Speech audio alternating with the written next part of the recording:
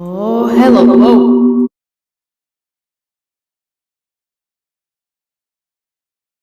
Oh, no. Hold on.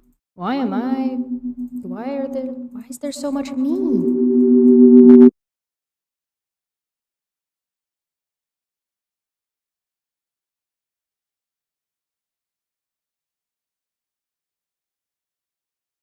Oh,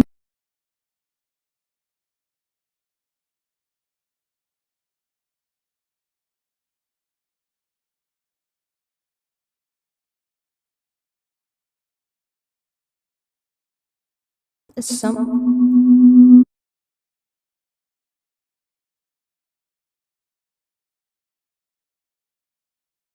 something.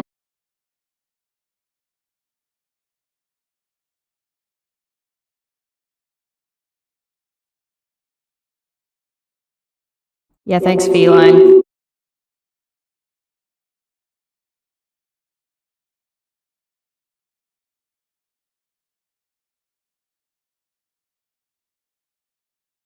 There. There we go. I fixed it. We're fixed. I fixed the thing. We're good. Make up your mind, Feline. Was it muted or was there an echo? That was just me trying to fix it. I will fight you in real life. I swear to God. Anyway, welcome back to some art. Um, I've had somebody arguing with me on Twitter the past couple of days, or a couple people arguing with me on Twitter about the somebody made a meme about I don't know what I want to play in D&D. I just know that I don't want to use weapons and I don't want to spellcast, or I want to use weapons and I don't want to spellcast, something like that. And I was just like, so not a monk. So you don't want to play a monk. I want to be able to use magic and I want to be able to use weaponry. So I said not a monk. So the only thing you're telling me is you don't want to play a monk. And people came back to me to be like, Way of the Four Elements monk. They cast spells, and I'm like, don't use spell slots. Don't use casting components or arcane focus. Do not pull from the weave or from anything that is spellcasting related. They're also not in the list of spellcasters in the back of the book.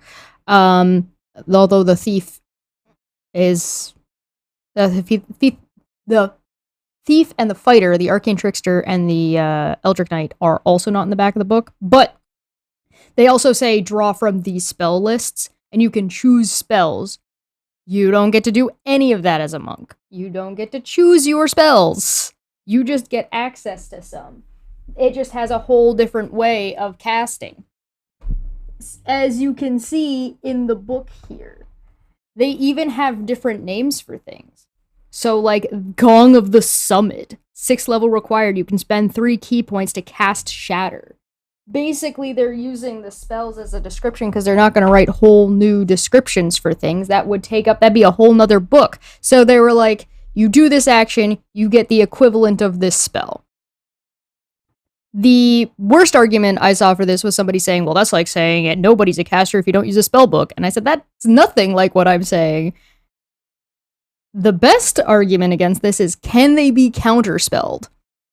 And the answer to that is, great question. Depends on how you read the spell and who your DM is. The way I would run it is that you can counterspell a monk if you're familiar with monk spell casting. Otherwise, you would not recognize that they were casting a spell inherently as you would for any other spellcaster because they use an entirely different process.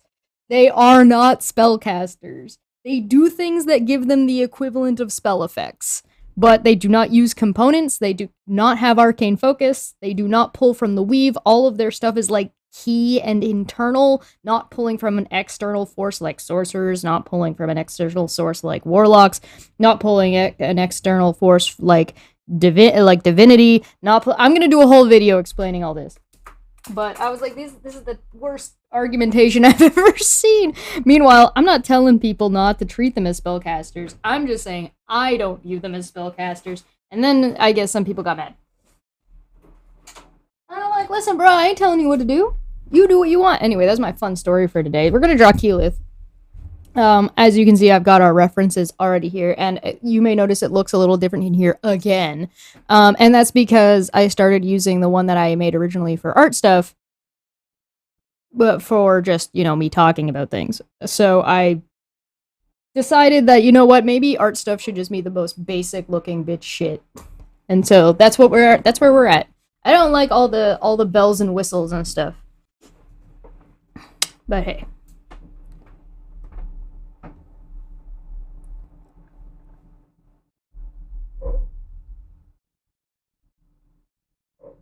What?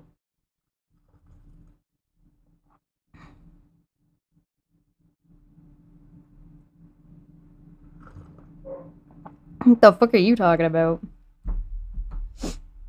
5e absolutely specifies whether or not a spell is divine, or where it also describes in the player's handbook where spells casting comes from, so I don't know what you're talking about. Alright, let's get started. I have no idea what kind of picture this is going to be, but we've got 3 different versions of Keyleth. We've got the... There we go. We've got, from the original show, and also from the original, the top 2, are Marisha as Keyleth. Then we have the original art design for Keyleth, and then we have Keyleth from the Critical Role TV show on Amazon Prime.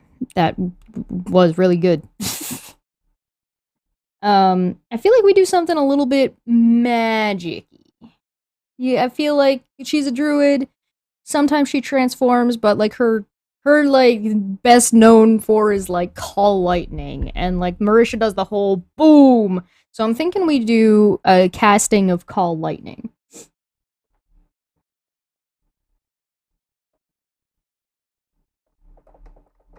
So you may notice that I don't have any music or anything playing. So if you want to put some music on, feel free.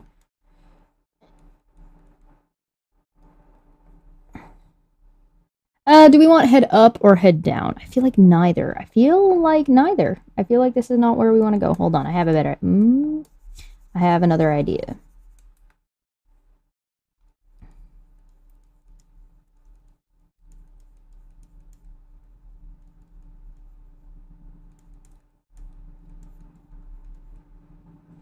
We want the the call lightning, so...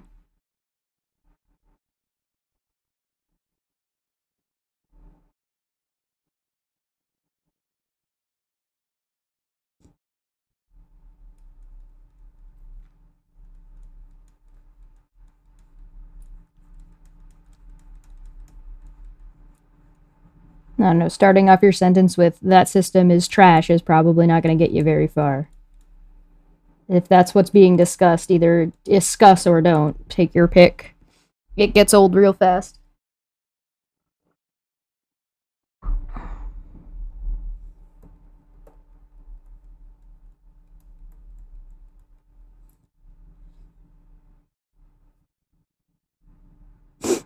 Yeah, rude? But okay.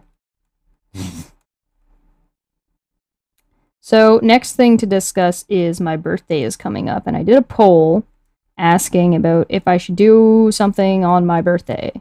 And the answer was, like, almost unanimously yes.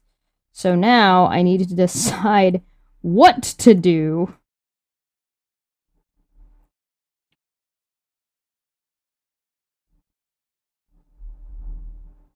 There was a moment in Critical Role 1 where Keyleth called lightning in the melee range, and Marisha said she would take the damage because Keyleth was pissed. Yeah, fair.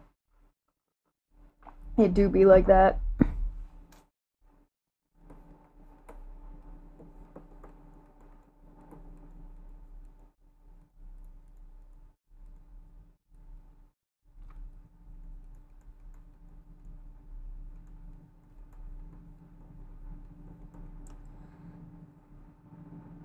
I'm trying to think of, like, she tends to, like, put her arm out like that.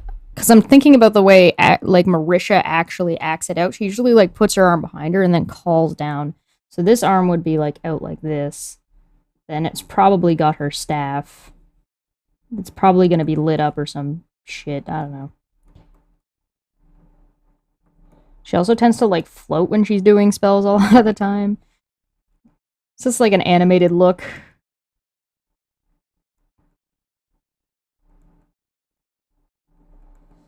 Drama.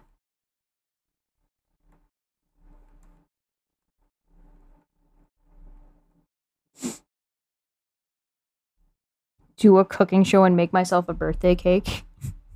It'd be so hard to set up. I mean, I guess I could do some of it here. I could move my. No, I don't want to do that. I'm gonna wreck my desk.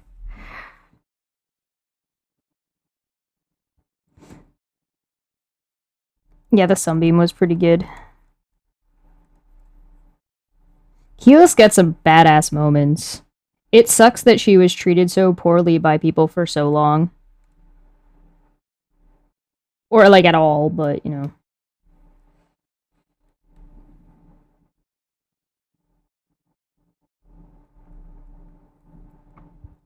Kappa.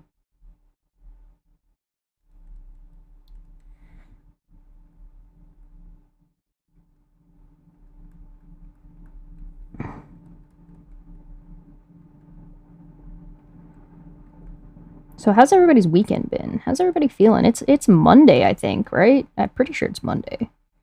I've lost track. Oh man, I am so excited for Wednesday. Wednesday is going to be the bomb. Hell yeah. Wednesday we got Sam from Role Playing and Role Playing coming on. He's the guy you might see me tweeting about it every so often where he does like a shitty character idea and most of the time they're really good. So we just whenever anybody brings it up, he just claps back with his shitty means whatever I want it to mean.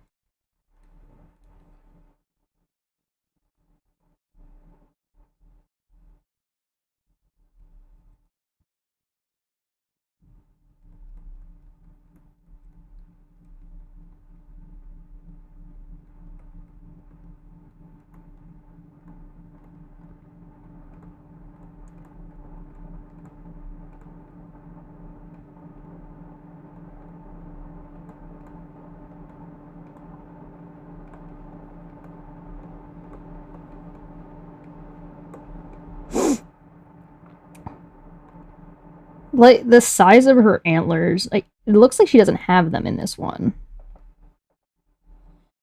She's got a thing, but no antlers, which makes sense for animation. That would be a pain in the butt.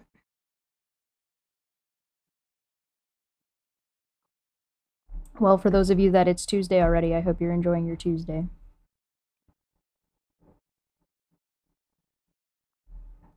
Yeah, I can't keep. I can barely keep track of what day it is in my own time zone. We also have a little bit more. We've basically got a D&D themed week. So we've got me and Manya are going to be talking about a D&D creator on Friday for Dumbfeck Friday. We've got Sam coming on Wednesday. I'm drawing Keyleth today. This is a little bit of D&D week going on. The communications video is also about ready, and now I've got a video about monks I got to do because people don't understand monks. I still got to do my video on rangers if people don't understand rangers. You just don't know what you're doing. You're playing a ranger, you're probably doing it wrong. Actually, if you're playing a ranger, you're probably doing it right, because if you don't know how to do it, you're probably not playing a ranger because you don't like it. You think the class is bad because you don't know what you're doing, and you're wrong. Stop being wrong. Buzzy, buzzy, buzzy, buzzy, buzzy. It has been like that recently.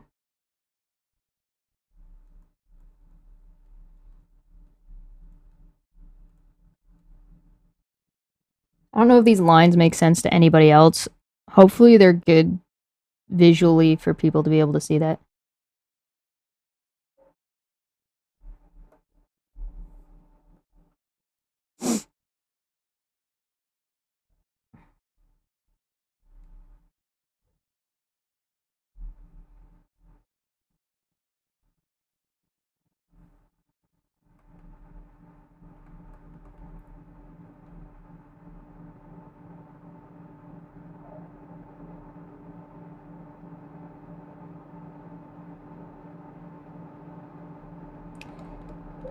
Well, dispel is. I didn't look at dispel, but counterspell specifically says is if you see a creature casting, and it does say casting. So counterspell specifically, the trick with counterspell is its wording. Like most spells, the way things are worded is interpretive. Counterspell, counterspell, counterspell. Comprehend language, conjecture, confusion, commune, command. Where is it? Oh, excuse me. Contingency. Counterspell in 5th edition specifically says one reaction which you take when you see a creature within 60 feet of you casting a spell. That's the specific wording. You attempt to interrupt the creature in the process of casting a spell. If the creature is casting a spell of 3rd level or the spell fails, yada yada yada yada yada. You have to be able to see them casting a spell. You have to recognize that it is even spell casting in the first place. Counterspell prevents you from doing verbal, semantic, material components or interrupts the pull of the weave, depending on how the DM runs the spell. Because sometimes DMs run the spell as like, okay, it interrupts when it interrupts the call to the weave or whatever it is, and some DMs run it. So I mean, don't think I would let anybody counterspell a monk casting or a monk utilizing their Way of the Elements stuff unless they were familiar with what they were doing. Because they are not casting like any other caster. All the other casters do specific things, and monks do not, because as far as I'm concerned, they ain't spellcasters. But that's just the way I rule it. Other people might. I'm not going to tell people what to do or not to do. Semantic components. Les componentes. Pregante.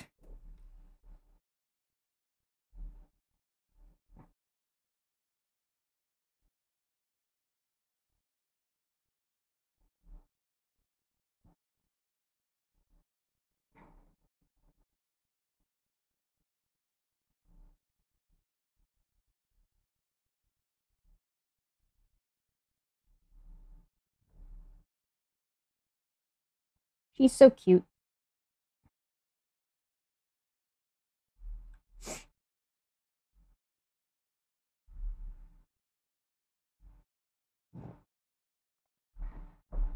Yeah, it's somatic material and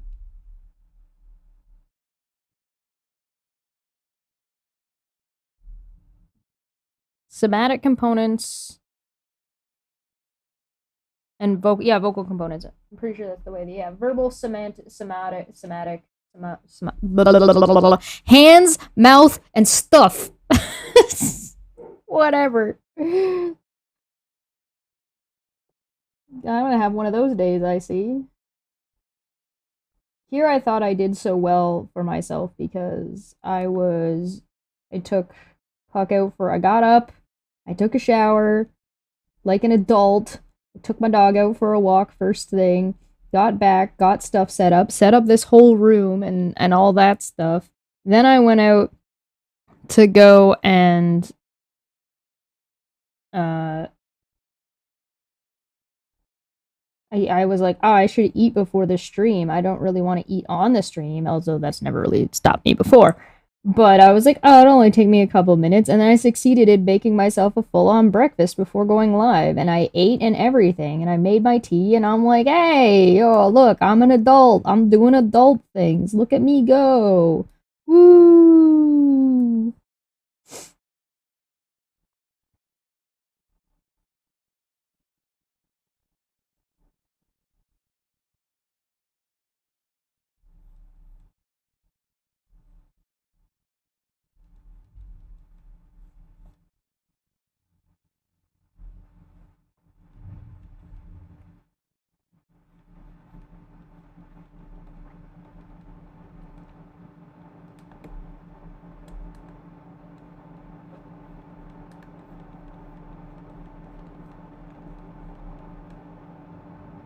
I'm gonna foreshorten that a little bit so that way it's in front. That's better. Better.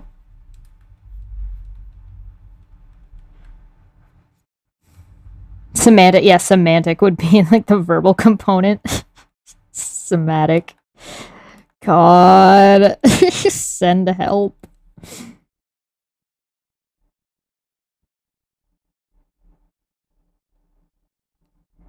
I think the main reason that at least I don't treat monks as spellcasters is because of lore reasons mostly.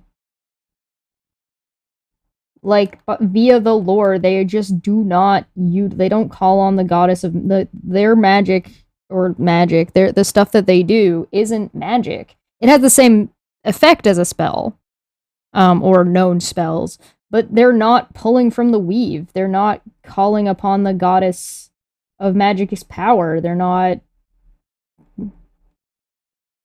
That ain't them. They ain't about that life. All their stuff is internal, not external, and because of that, it's like for some reason people think that sorcerers don't need to like go to school and learn magic though, which I find bizarre. They still have to learn spells like anybody else. I don't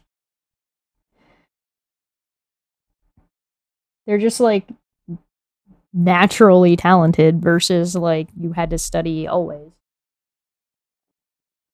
Versus starting from scratch, which would be a wizard. It's because they're charisma-based spellcasting, so they're like, I just convince magic to work for me. It's like, come on, man. Come on, man.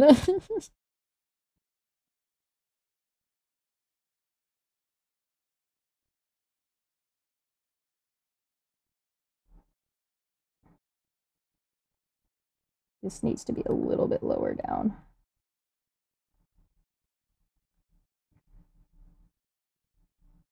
That's better.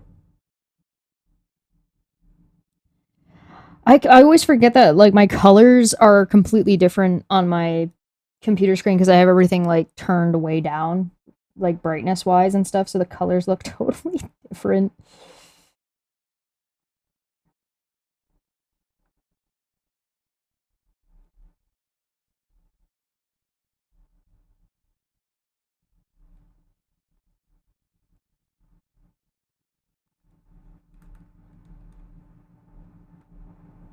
I'm getting like storm vibes.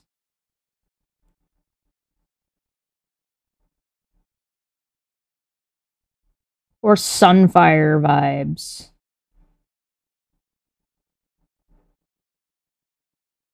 Thunder really should be changed to bludgeoning. Or force damage. I think usually it's force damage, isn't it? I think it's usually force damage. Like a thunderclap.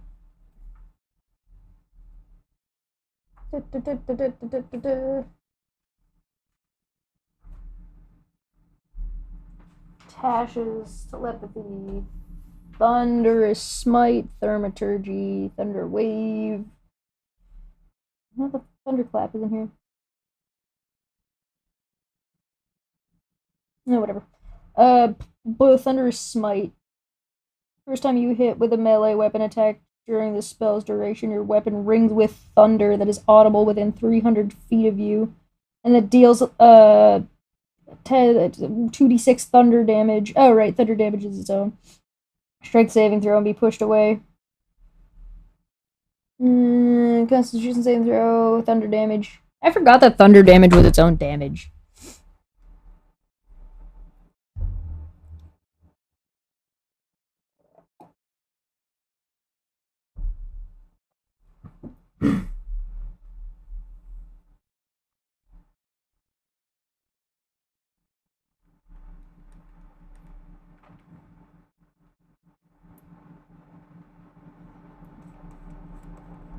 We're gonna have to make some adjustments to this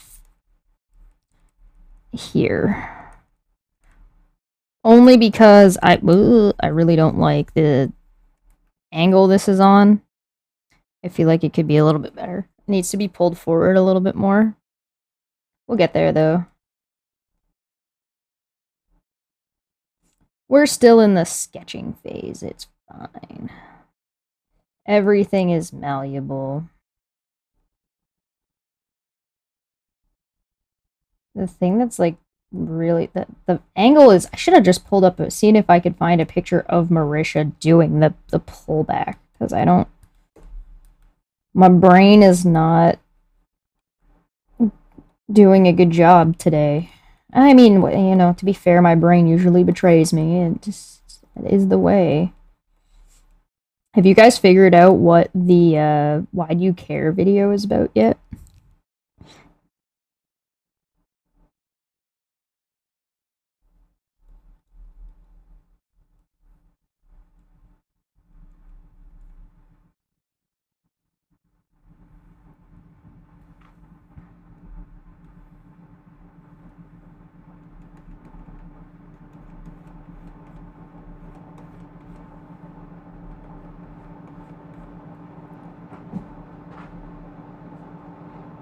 My whole life is on the sketching stage. Yes. It's a good place to be honest.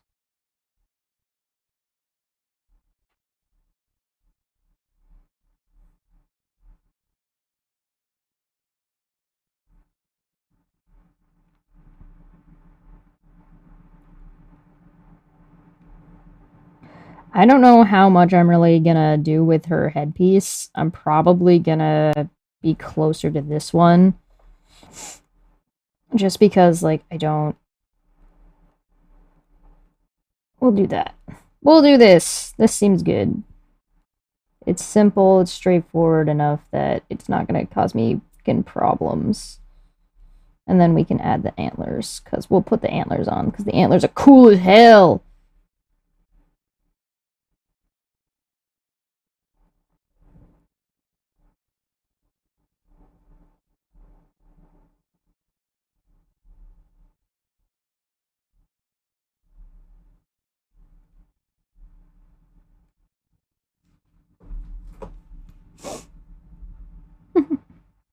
Nope.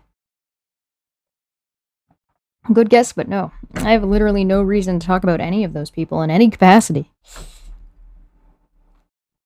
Math damage is psychic damage. It depends. Are you throwing dice at people? Because that would be bludgeoning damage. Does that count as math damage?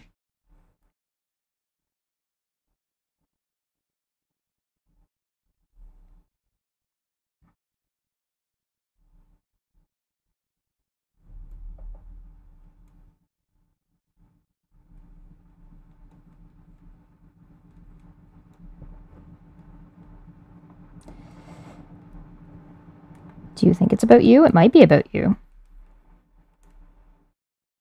Does it sound like it applies to you? I just want to see if anybody can guess.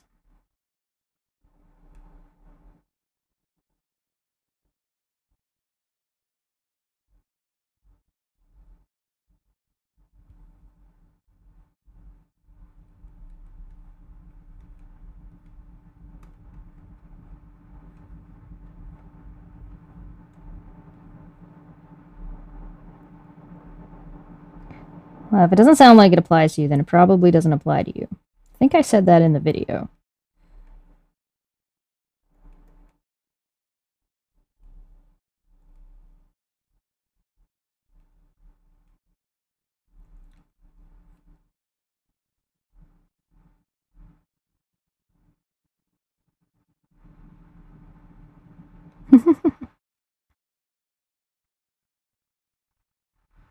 A bard that screams math equations at people to cause damage for vicious mockery. I mean, yeah, there's nothing to say that you couldn't do that. Why not? Sure. I had a thing that was like, hold on, let me pull it up. Let me see if I can find it, because, like, that'll... If you think bards can't be mathematicians, this may change your mind.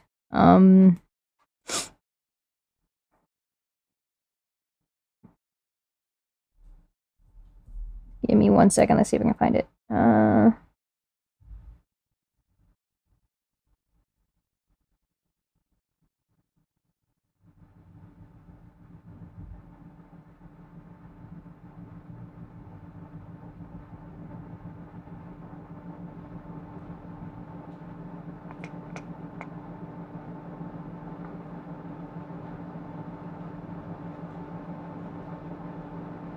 Here it is.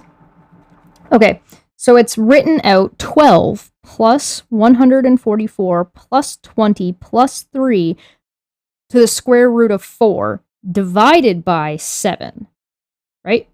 And plus bracket 5 multiplied by 11 end bracket equals 9 to the power of 2 plus 0. Okay, so it's written like, I should just write it down. So it's written like this. 12, oh, I should use a thinner thing. 12 plus 144 plus 20 plus 3 to the square root of 4 divided by 7 plus 5 multiplied by 11 equals 9 to the power of 2 plus 0. All right? And the response is, it says, a limerick. Doesn't look like a limerick to you? Try this. A dozen, a gross, and a score, plus 3 times the square root of 4, divided by 7, plus 5 times 11, is 9 squared, and not a bit more. Math bard.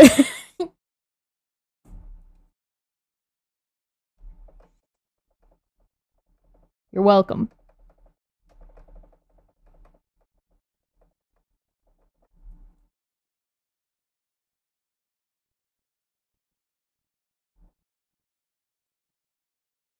In D&D, you can be anything.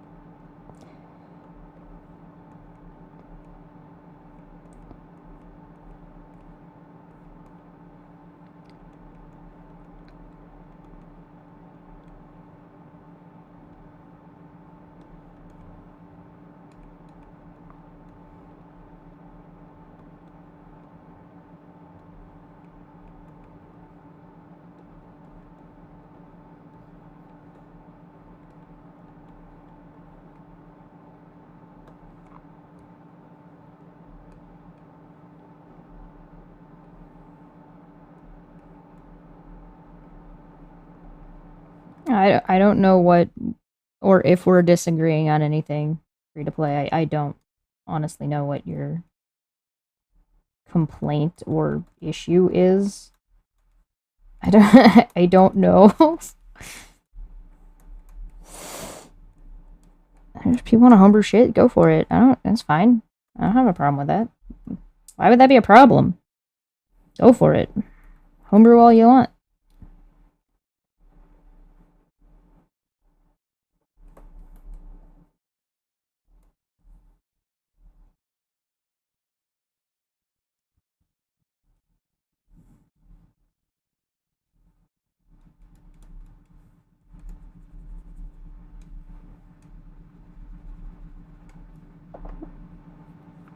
That's backwards.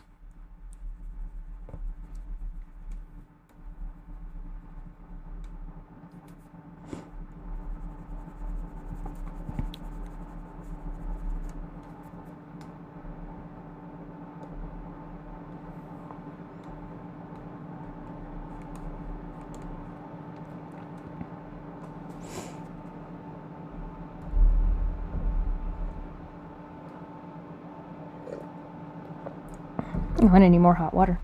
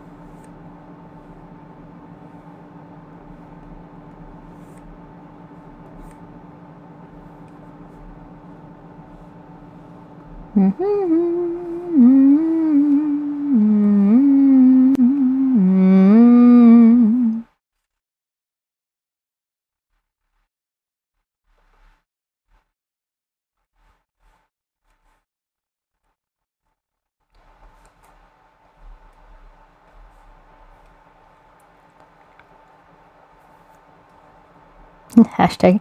Yeah, tag landed. Go for it. Feel free to write the rest of the limerick for him. Or the limerick version, I guess. Whatever.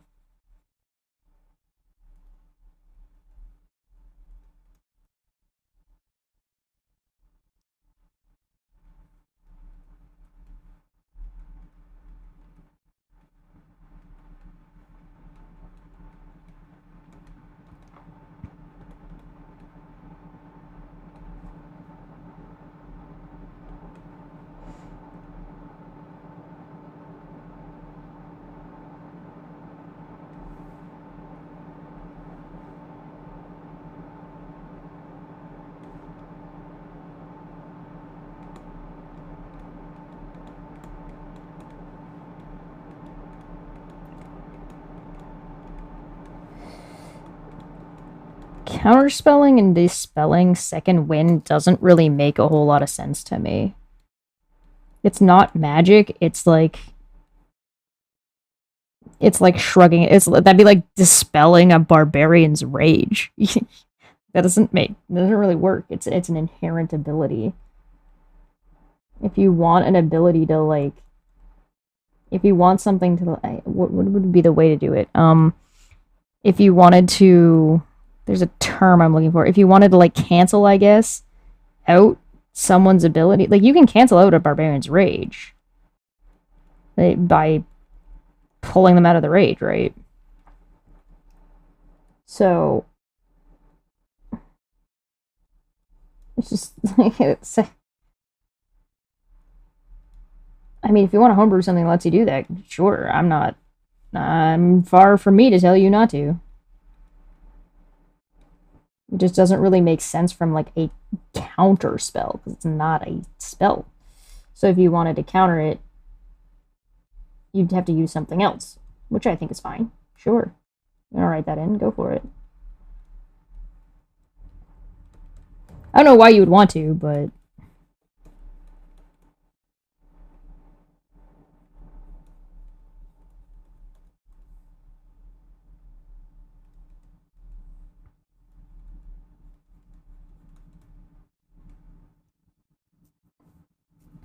not sure how long her staff is supposed to be. She's supposed to be able to use it as a walking stick, right?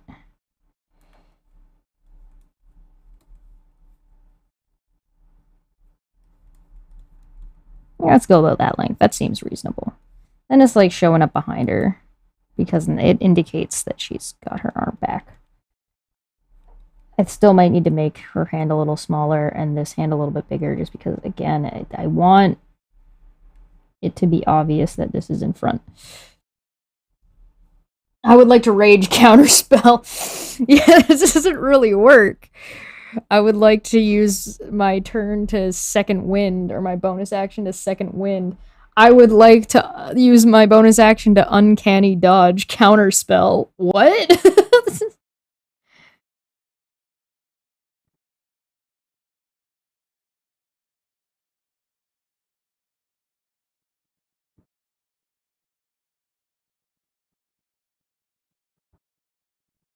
Well, yeah, because previous editions had like were complicated as shit.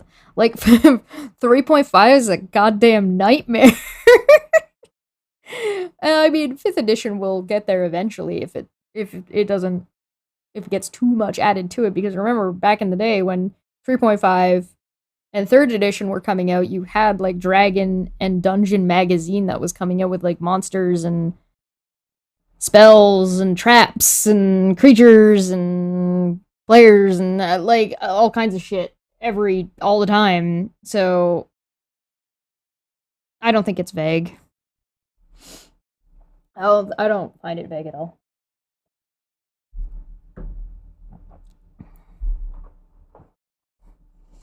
Can you counterspell a wand of magic missile? Yes, you can counterspell a wand. a wand spell. Because they're just using the wand to cast the spell.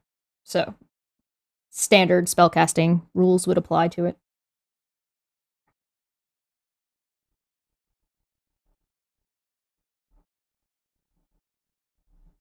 I also find that 5th edition is really easy to come up with additional rules anyway if you need them. Okay, well that's fine. That's you're welcome to your opinion. I don't have that issue. I find I find the so 3rd edition, sorry, not 3rd edition, 4th edition. 4th edition was very much here's your spell, here's what it does. It was more like akin to playing a card game. Whereas I find 5th edition is like here's what it does. You do with it as you please. Counterspell counters spells that you can see someone casting. That's not vague, right? There are some things, again, I just view monks differently than I think the majority of people view monks, so I have a special ruling for them. But I think any standard game would generally say that you could counterspell a Way of the Four Elements monk. What if it's a pretend wand magic? You can fool someone into casting a counterspell. Yes, you could do that. If you think somebody is casting a spell and you cast counterspell and they're not casting a spell, too bad for you.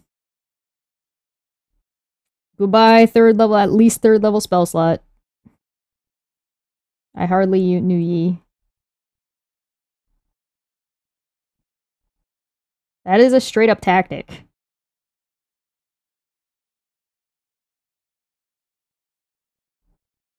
I disagree.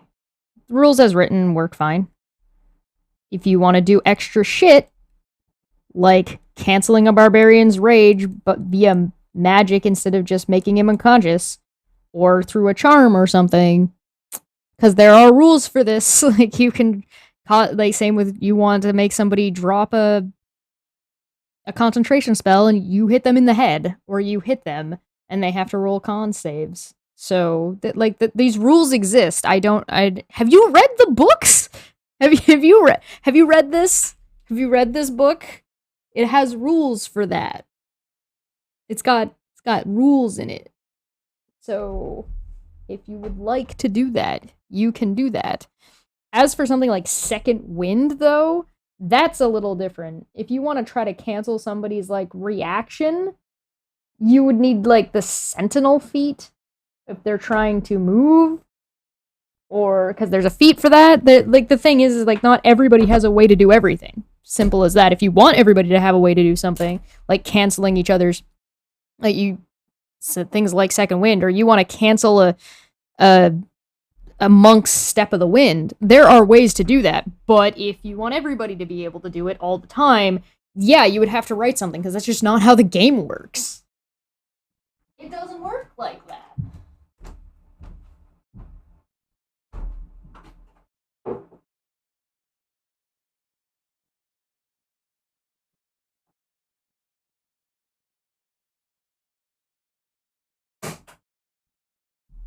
I'm just reboiling the water, so if you hear that bubbling, that's what that is. He literally not read books. We don't know how.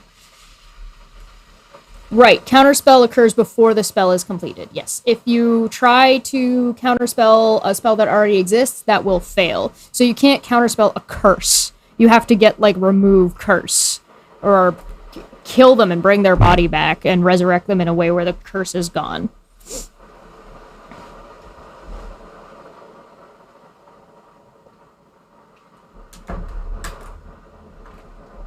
I feel like this is just asinine arguing over something that you don't understand, and therefore you don't like it.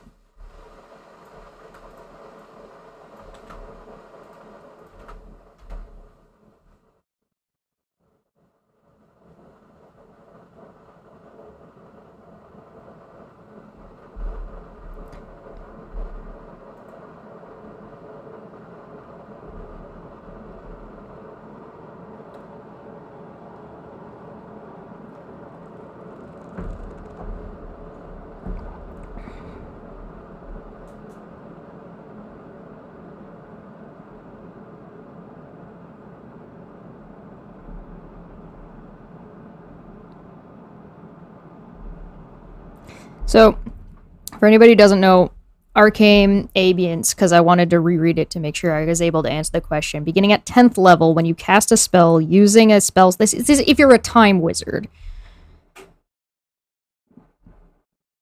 If you're a time wizard, beginning at 10th level, when you cast a spell using a 4th level or lower, at a slot 4th level or lower, you can condense the spell's magic into a mote.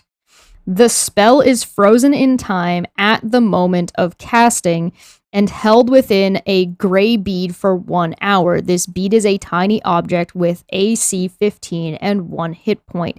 It is immune to poison and psychic damage. When the duration ends, or if the bead is destroyed, it vanishes in a flash of light and the spell is lost. Creature holding the bead can use its action to release the spell within, whereupon the bead disappears. The spell uses your spell attack bonus and save DC, and the spell treats the creature who released it as the caster for all other purposes.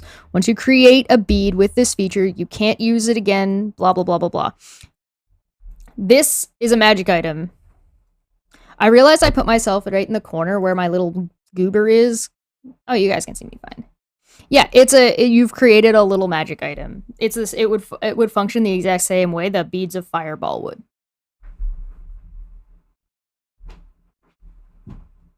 I don't know why this is so complicated.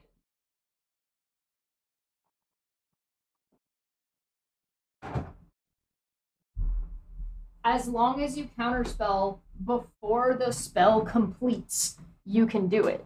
So when you cast the fire, when you throw, like, when the way a magic item works, it would apply the same rules.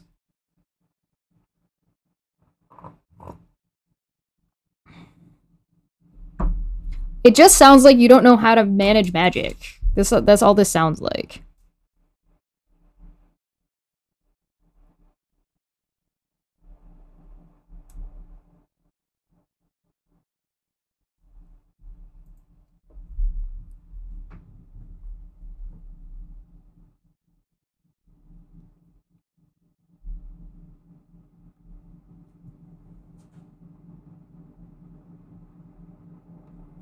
Type out what Unseen Servant says.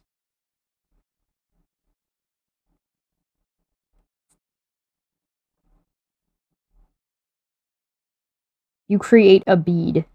The spell is cast into the bead. It'd be like, so this, it would function the exact same way as a Ring of Spell Storing. It just lets other people throw it. I mean, Ring of Spell Storing lets other people cast spells, so you're still casting the spell. You act as a caster. So if somebody rolls a counterspell, you use either the spell or the level. Like, you use the spell and the spell it was cast at the level it was cast at.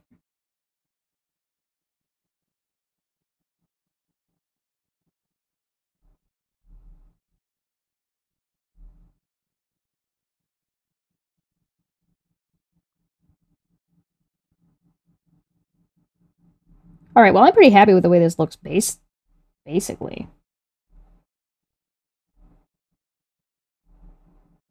So let's plunk some colors in here. Hell yeah. We're making pretty good progress, actually. I don't know how long we've been live for.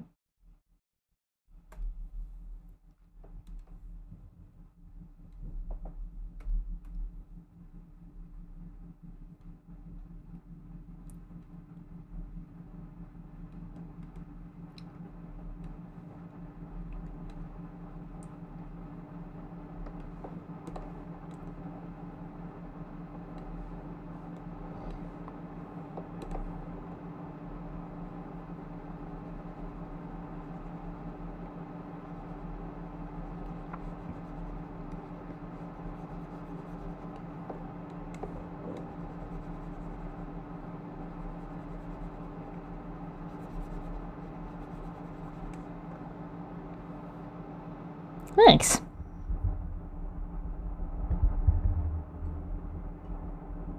I already read that, but yeah.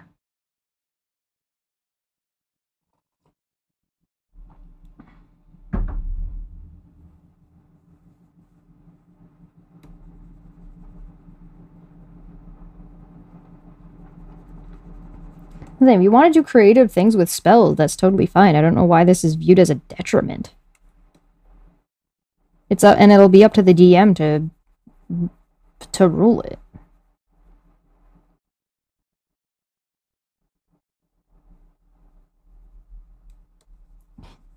Nobody's forcing you to play the game if you don't like it. I don't know what to tell you.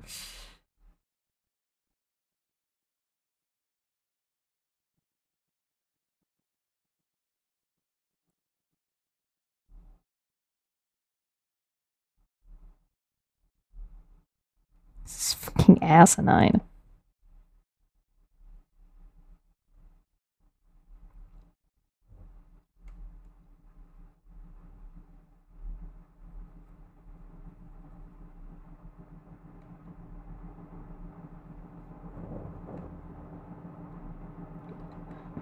I mean, yeah, if you want to homebrew stuff, That's totally fine. If you don't want to homebrew stuff, don't homebrew stuff.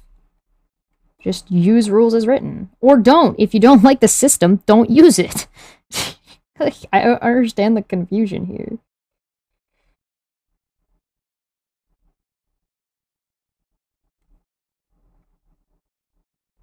Oh, she's really fucking pale.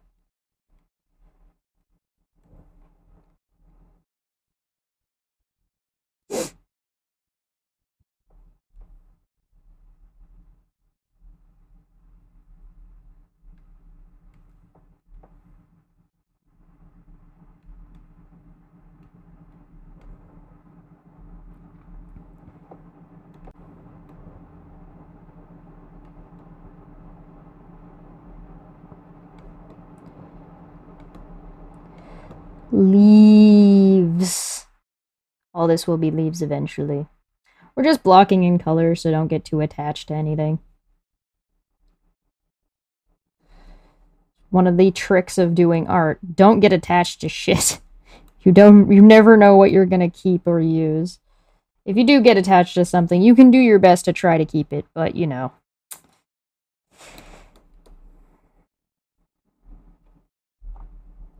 Right.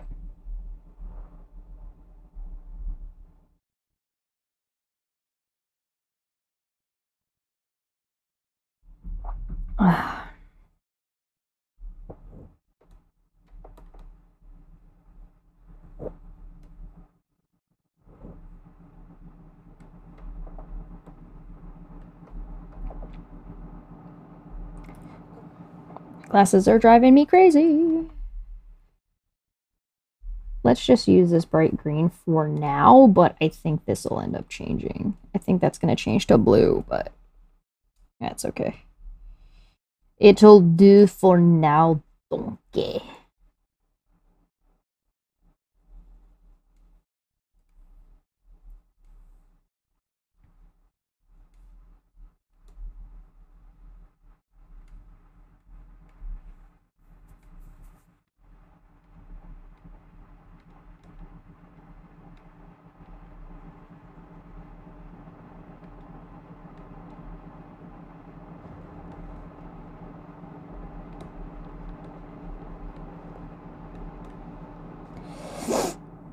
So the light's going to be coming from like here, so we're going to be going this direction towards her face, which is why we shaded this side. For now.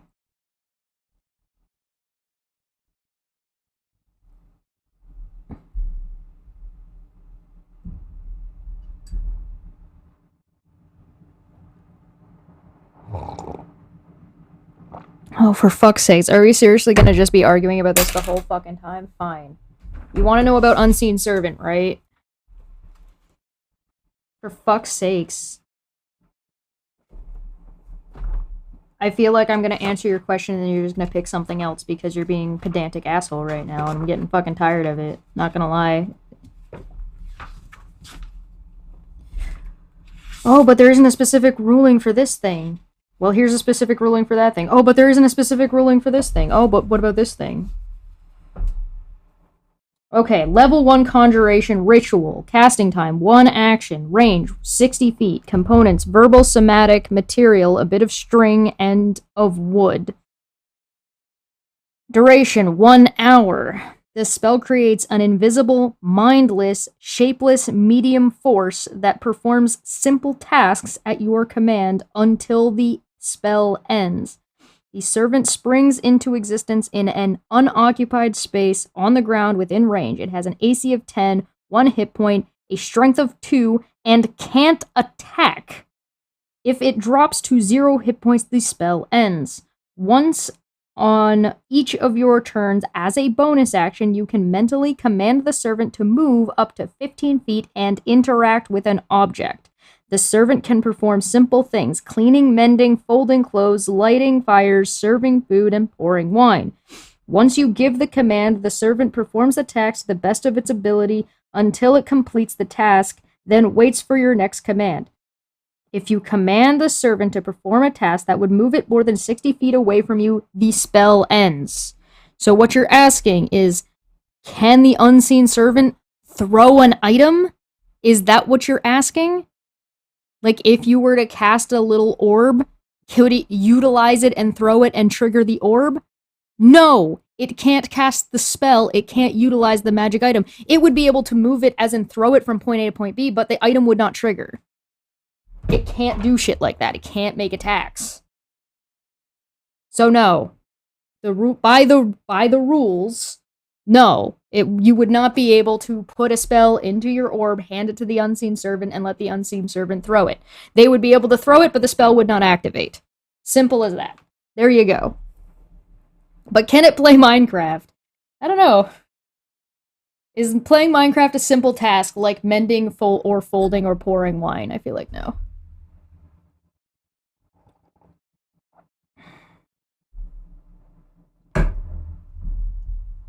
So are you asking if it walks? Or if it's floating? Can it fly? Does it hover? Yeah, it doesn't specify whether it's flying or hovering. That'll be entirely up to DM rule if they want them to be flying or they want them to be hovering. Or, you know what, maybe it's up to the caster to make that decision about whether or not they're... I would assume they are walking, unless specified otherwise.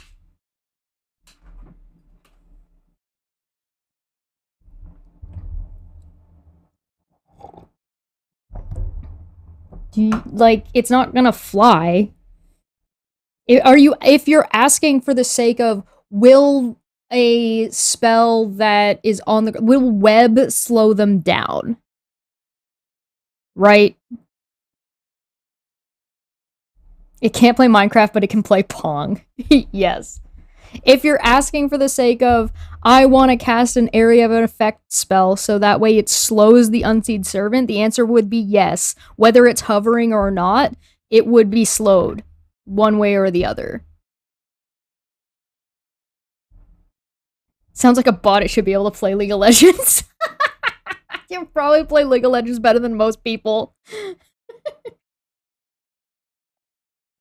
A human servant could totally play Minecraft. Yeah, absolutely, because a human servant would just be a human.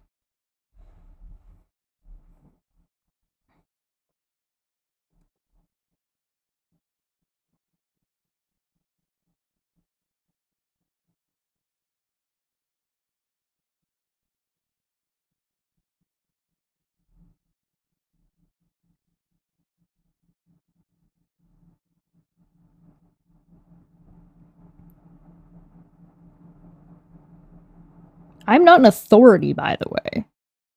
These are my interpretations of things. The whole point of 5th edition is that it does allow you to interpret and extrapolate more than the other editions did. Specifically 4th edition.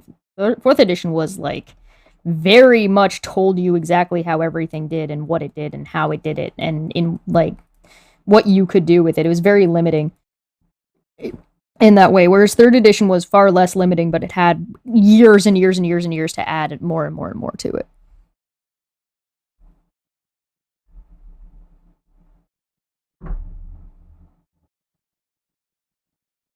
No, it wouldn't be able to move upwards. It would be able to climb, but it doesn't fly straight upwards. No, it can't do that. That's absurd. The book literally tells you that it doesn't do that, because that's something that specific would be something that it would specify. So if you're like, hey, can I move my unseen servant up 15 feet? If you're casting fly on it, sure. But if you're not going to cast fly on it, then no, it doesn't have that capability because that capability is not listed. It doesn't have to tell you every single thing it can't do. That would be that's an absurd expectation. It's not going to sit there and tell you it can cook, but it can't repair your fishing line, or it can repair your fishing line, but it can't fix the masting on your boat. Like, it's not gonna go through all that. That's ridiculous. Like I said, it says, spell creates an invisible, mindless, shapeless medium force that performs simple tasks at your command until the spell ends. The servant springs into existence in an occupied space on the ground within range. Has an AC of 10, 1 hit point, strength of 2, and can't attack. If it drops to 0 hit points, the spell ends. Once on your turns, as a bonus action, you can mentally command the servant to move up to 15 feet and interact with an object. It already states that it is on the ground. Can Mage Hand fly? Yeah, Mage Hand is like hovers. Mage Hand is a hovering thing. It's not like thing on the... I mean, you could make it that if you wanted to. That would be fun. Like, it walks around like... It literally says in the book that it is on the ground. If you don't want it to be on the ground...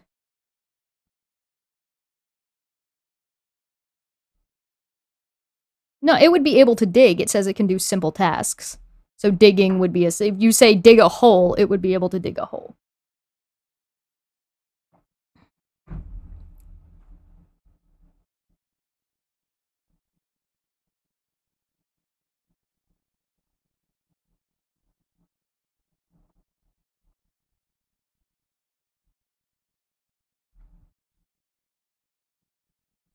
Yeah, it doesn't have additional movement speed like that. A climb speed is something specific. A swim speed is something specific.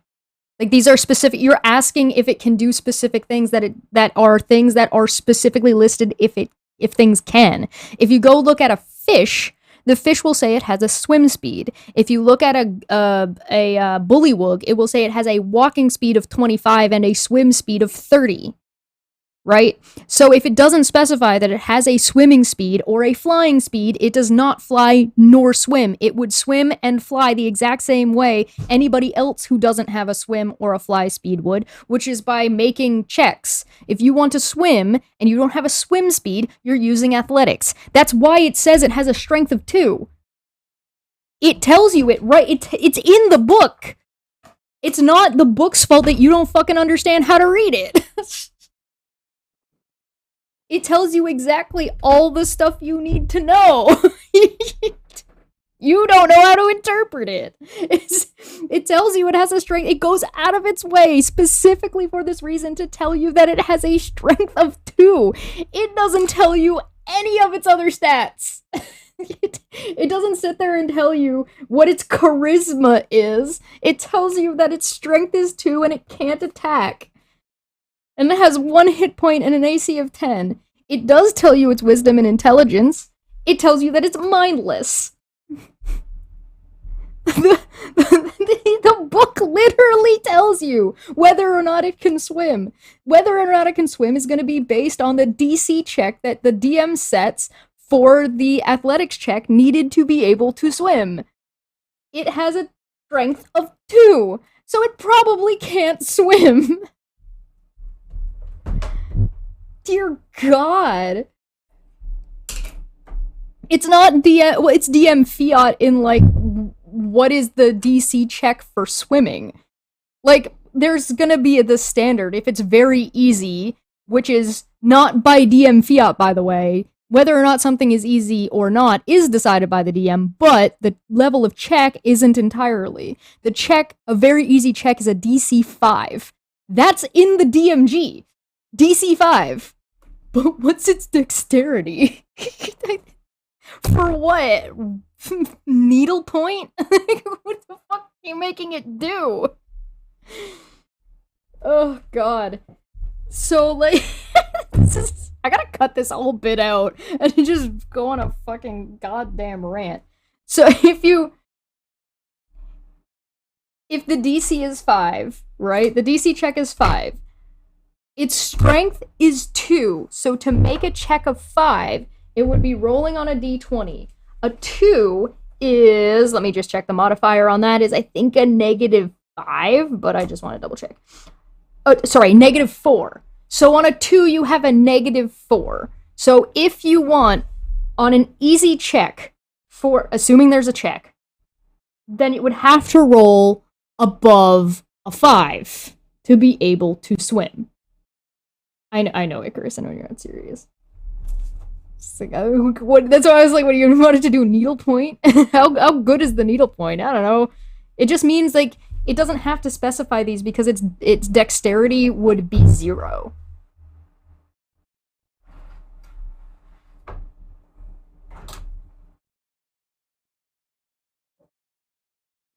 If you want to know if it can swim or not, you need to know the DC. What are you talking about? I'm just assuming that you literally actually know nothing about how this game functions at this point. I've given up.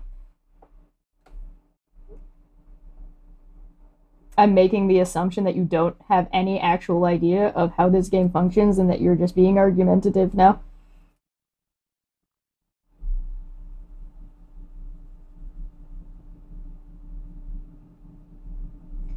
Because I honestly don't understand how you could not understand that if you want something that doesn't have a swim speed to swim, it needs to make a DC check to swim. So if you want to learn how to read the book, then learn how to read the book.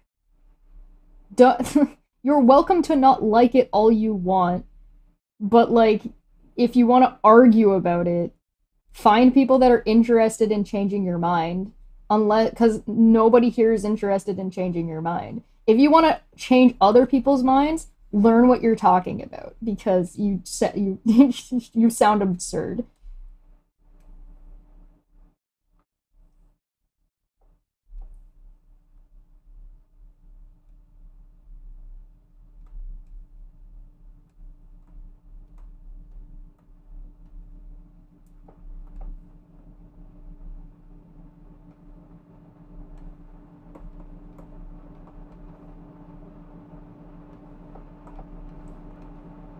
This reminds me of the time I was doing dumb fuck of the year, and there were, like, flat Earth purists, where it's like there's no possible way anybody could be dumber than a flat earther. And it's like, oh boy, let me introduce you to this lovely world of what? There's no possible way. Nobody's allowed to have any fun ever.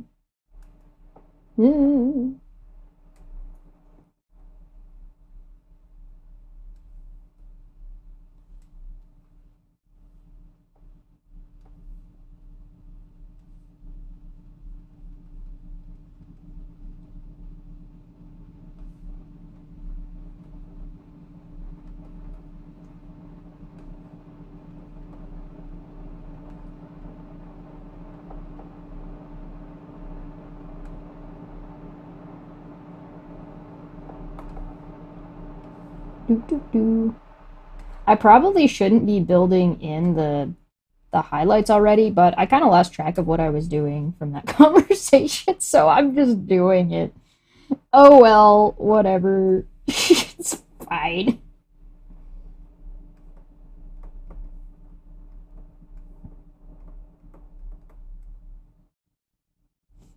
I don't remember what the bottom of her cloak looks like.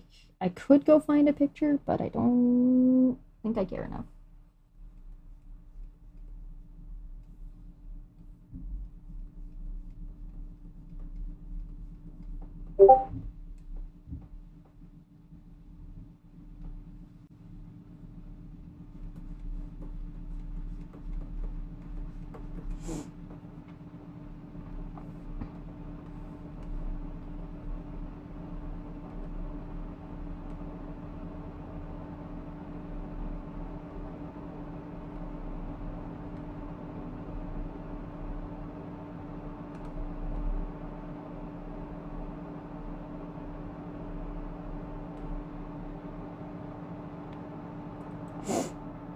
Yeah, we're gonna change this to, like, blue. Yeah! That's what I'm talking. It looks way better. Very cool.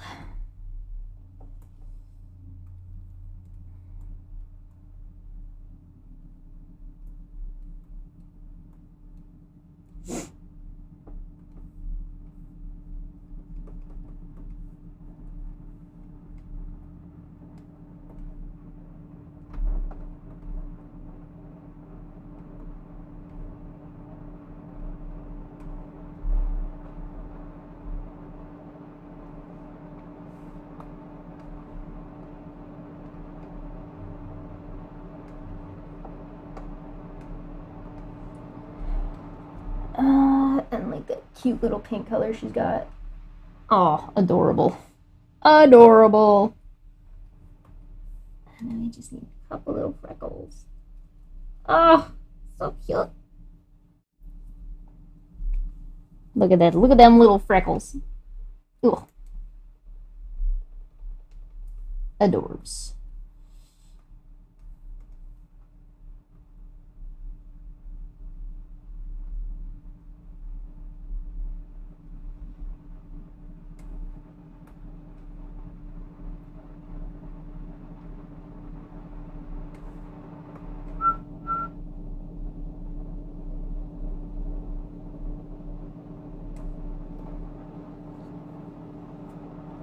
Nice. All right, so we got our main colors in. Looking pretty snazzy so far. I'm going to get rid of these. We're going to change this background because I just wanted to work on a color that wasn't white because...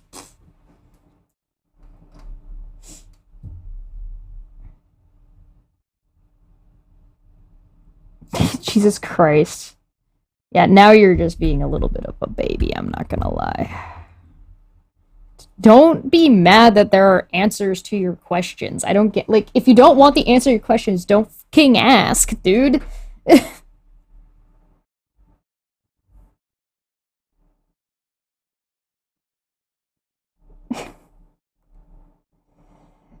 Though I asked if you could counterspell the monk when the monk was using their Way of the Five Elements casting abilities. Whether or not you could counterspell them. Because they operate as spells, but I mean, it literally is not what you're saying it was. Because I was questioning whether or not, I was positing whether or not monks could spellcast at all, or whether you would consider that spellcasting. But, like, my point is way more... It is not what you're either presenting it as, which maybe that might be an issue of confusion, but also it wasn't about spellcast. Like, I wasn't about whether or not you could counterspell a key point. Counterspelling a key point would be more along the lines of what you're suggesting, because that would be counterspelling, like, can you counterspell Stunning Strike? Could you counterspell Step of the Wind? Could you counterspell a monk's Patient Defense? That would be the question, right? Which is a different question than whether or not you can counterspell something like the monk's version of Fireball. Because it follows all the other rules of spellcasting. So, as per the rules, generally, yes, I would put a caveat on it, but that's my personal thing that I would put a that I would put on it, where I would say, listen, if you want to counterspell something, you need to understand that they're actually casting a spell. So if you're not familiar with monks and their style of spellcasting, because it's completely different, which is why I say don't even consider them casters, especially not standard casters.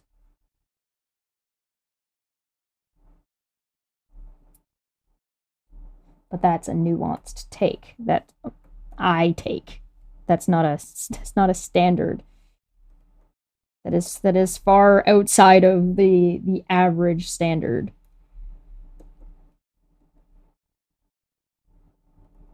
Like, if you don't understand what I'm saying, that's fine. Like, I'm not forcing anybody to do anything any specific way. I'm saying that there are ways of handling the things that you don't seem to like. The questions you're asking have answers, but it feels like it gets a little bit silly when it's just like, okay, no, there's an answer to that. And then you're like, okay, but what about this thing? Okay, well, there's answers to that too. And eventually it just gets to the point where it's like, okay, so when are you going to ever admit that, okay, maybe the problems that you had are not as prevalent as you think that they are? It's like, it's the same kind of style of argumentation as being like, well, you know, gravity's not real. Okay, but here's why gravity's real. Okay, but the moon's fake. Okay, but here's why the moon's not fake. Oh, but level and it's the same thing. If you don't give anything in a discussion, you're just moving the goalposts over and over again, and it gets frustrating and people don't want to have the conversation with you anymore because it's just continuing, because you're never giving anything. You're never like, oh, you know what, that's a good point, that makes sense, maybe it's not as bad as I thought it was. Or you're just gonna be like, oh, I'll just pick a different spell. I bet you can't. It turns into like a gotcha game and it's annoying as shit.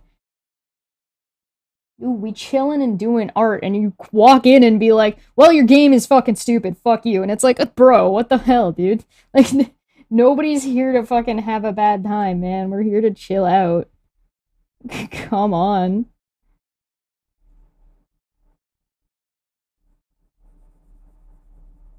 Like I said earlier, it gets old fast. The attitude.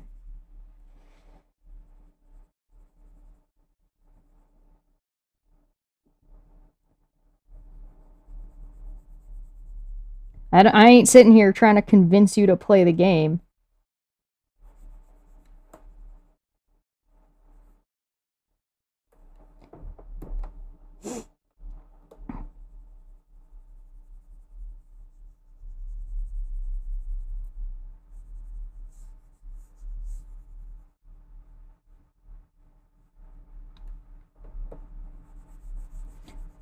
I'm gonna redo that.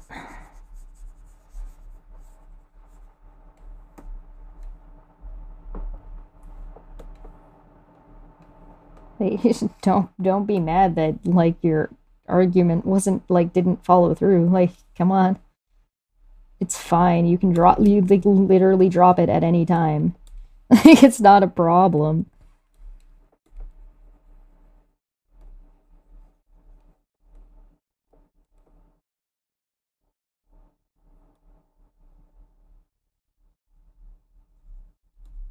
If you want to debate the issue, that's something different. That's fine.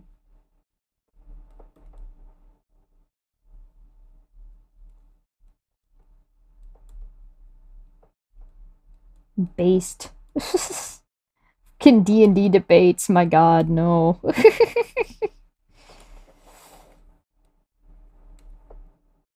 D&D has so much interpretation in it that it's like, why would you ever have a debate about it? That it doesn't make any sense.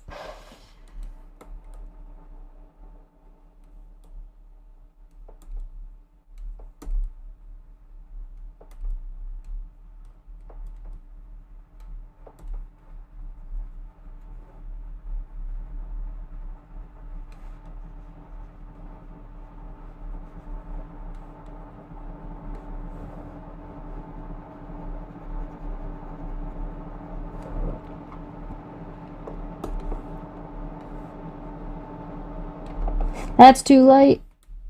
That's better.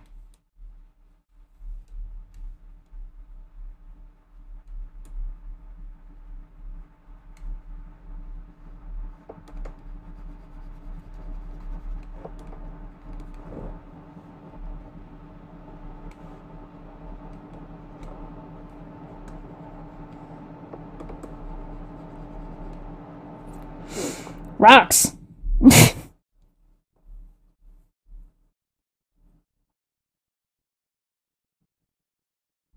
Procrastinating a project proposal presentation. Poof. That's a nice alliteration there. It sounds like you're ready to work on your proposal presentation.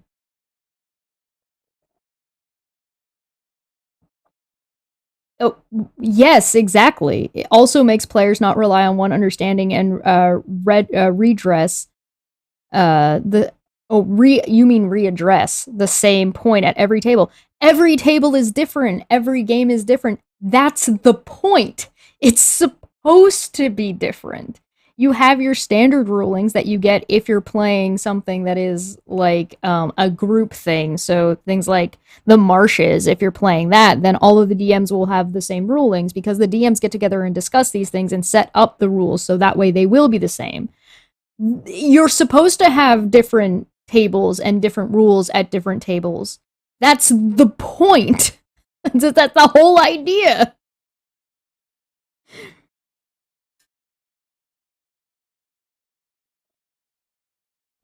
If you need to clarify things every time, that means there's a problem in communication. That means that there's been a ruling and it needs to be written down. That's a different kind of problem.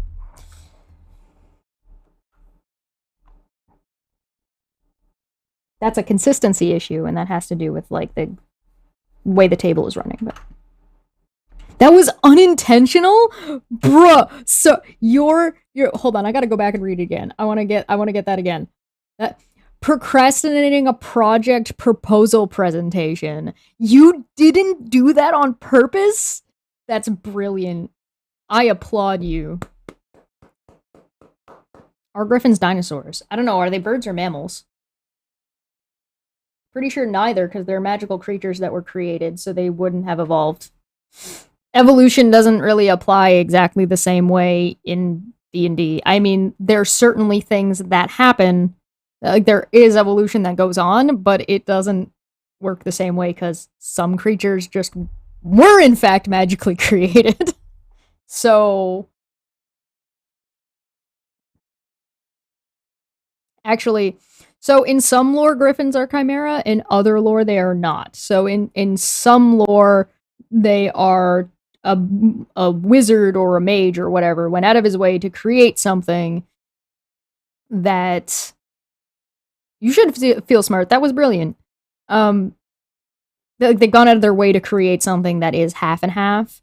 And in other lore, griffins were created by gods, not entirely to be not. It wasn't two things being put together. It was a god creating something new that utilized these two things, right? If that makes sense. Creationism works, but only in D&D. Yes. Listen, this isn't even like my most hot take. My hottest take is that dragons are bugs.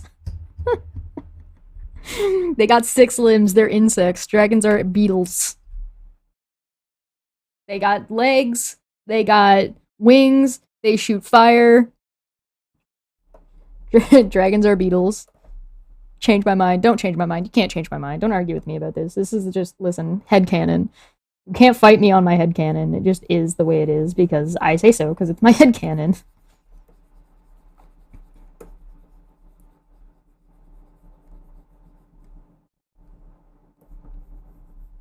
The things that need to be rules are specific and rules.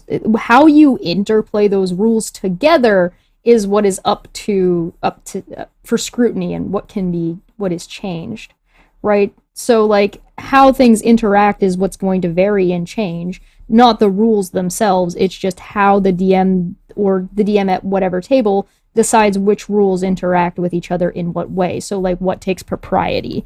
Thus, most DMs will play the rule of cool, and the rule of cool just means, yeah, all right, I just like the way that sounds. I let somebody. There's one time I let somebody charge when they couldn't quite get the angle on it, and they were like, I really just want to charge, and I was like, okay, because they were trying to turn a corner, and you can't charge on a corner, you have to go straight. But they didn't have enough room to be able to do it. And I was like, tell you what, you got athletics, right? And they're like, yeah. I'm like, okay, roll me an athletics check. I will let you run straight at the wall and then use that wall as an extra space to then launch yourself off the wall and do the charge from there if you can make me a successful like DC 10 acrobatics check. So, was that the way the rules as written? No, the rules as written were that they shouldn't have been able to charge at all, but the rule of cool says that would be fun and cool if they can pull it off, and also hilarious if they don't. If they fail, also hilarious and a good time. So I let them try it, and they succeeded, and it was a good old time. Like, the rules in D&D aren't supposed to, like, are not meant to be that stringent.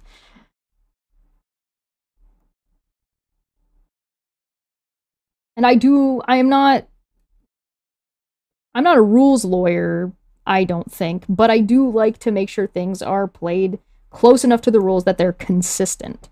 And what your complaints to me don't sound like consistency issues. As long as it's consistent, I don't think it's a problem. But it's consistent to the table, not consistent or contingent on whether or not every table has to have the same rules. It's just as long as it's consistent at that one table. I don't care what, like, fucking Matt Mercer rules. Unless I like it and I think it's cool, and I'm like, yeah, you know what? I like that rule. I'm gonna keep that rule. That's a neato burrito rule.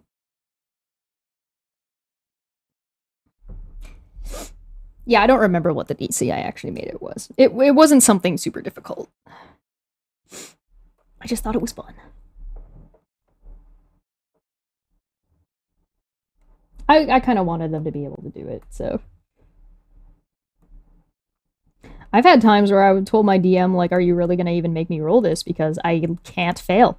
It is impossible for me to fail this roll. Even on a 1, I wouldn't have failed it.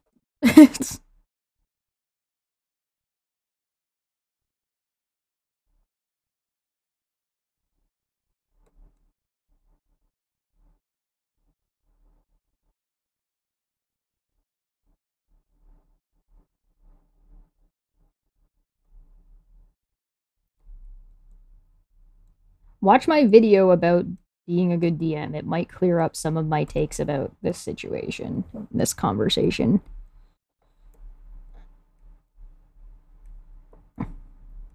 It's like, I really don't think this is that difficult.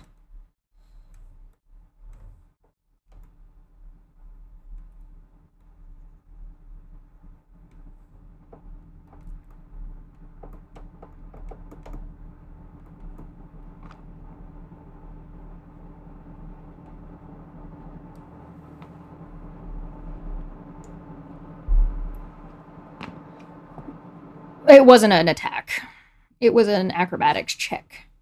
So even nat 20ing an acrobatics check on, like, something that, like, was gonna be an acrobatics 5 and I had a plus 10, it's like, yeah, critting on it is just overkill. It didn't matter. I mean, in some cases, yeah. In this case, it was just, it didn't matter. It was not.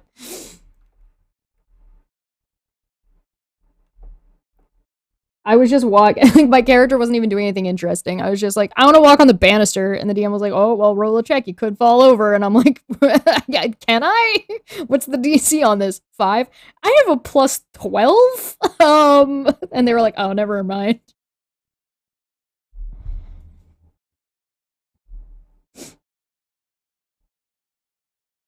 That's because that's all actually one piece. These lines are guidelines for the shoulders. They're not actually.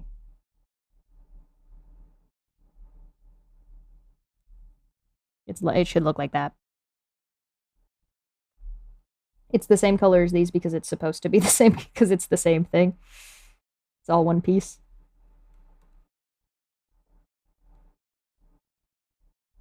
Ta-da.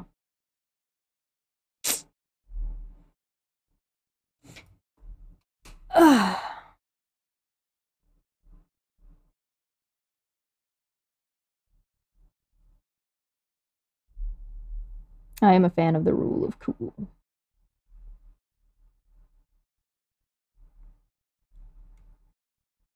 As long as it's not game breaking, I usually don't have a problem with it. I do my best to not say no to players whenever possible. And if I do find myself having to say no, it's usually because the player is like, "You're okay. Listen, you're pushing it." I generally go by the rule of, if you can convince me why you should be able to convince me. Tell me why you think that makes sense. And then if you successfully convince me, I'm like, you know what?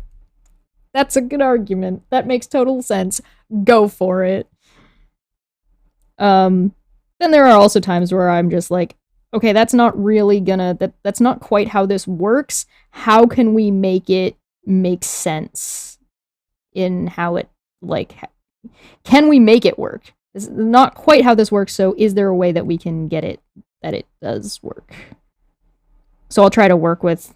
I'm not a contentious DM. I am a DM that likes to work with my players as much as possible.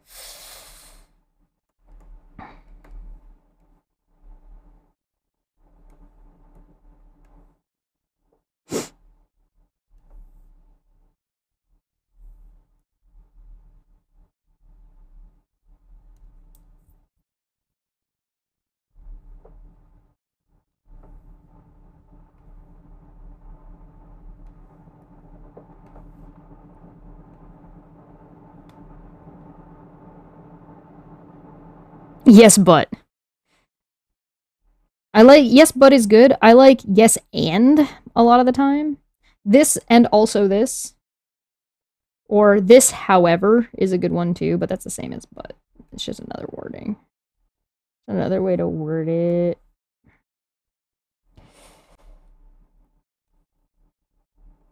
I like saying yes and then having a really high set DC. Are you sure is usually a good one.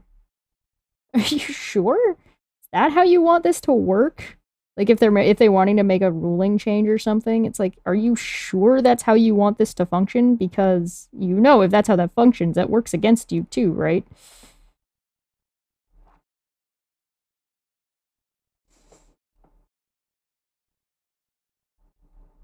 I'm generally a pretty generous DM though. I want my players to succeed at what they're doing. They're trying their best, alright? Yeah,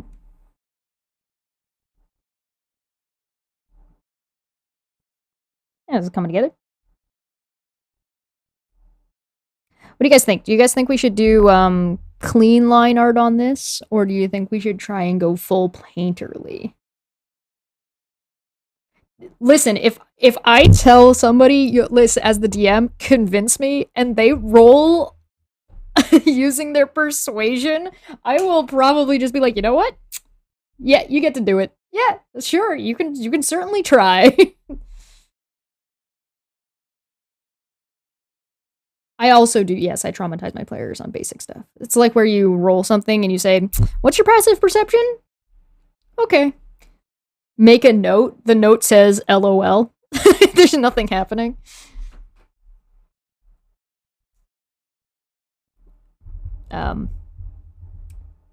I don't know how to answer that question, Rez. I apologize. I don't know. I'm just blocking in colors, like I'm not doing anything special. Full paint. D&D, you should be generous. In paranoia, you should be stingy as fuck. Yeah, absolutely.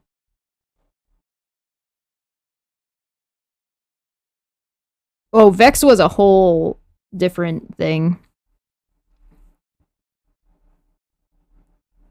Maybe. I'm doing this one in a different style, so that might be it. Vex, we tried to go a little bit more on the realism side.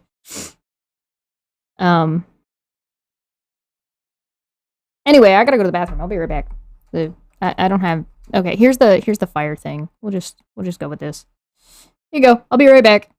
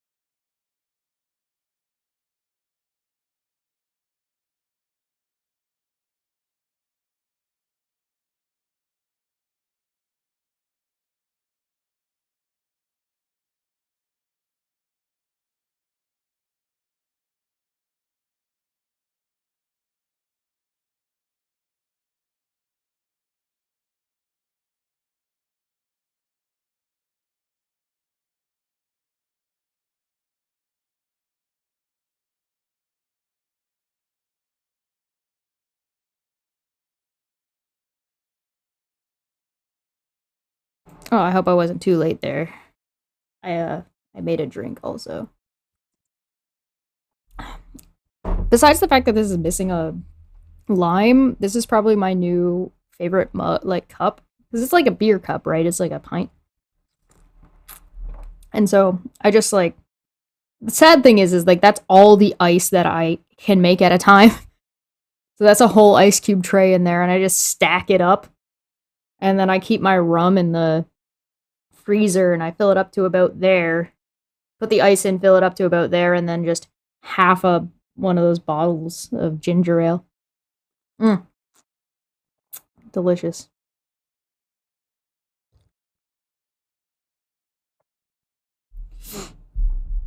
Yeah, it's not the animated fire. I made that one ages ago. I'd have to remake the VR model if I wanted to put your fire in.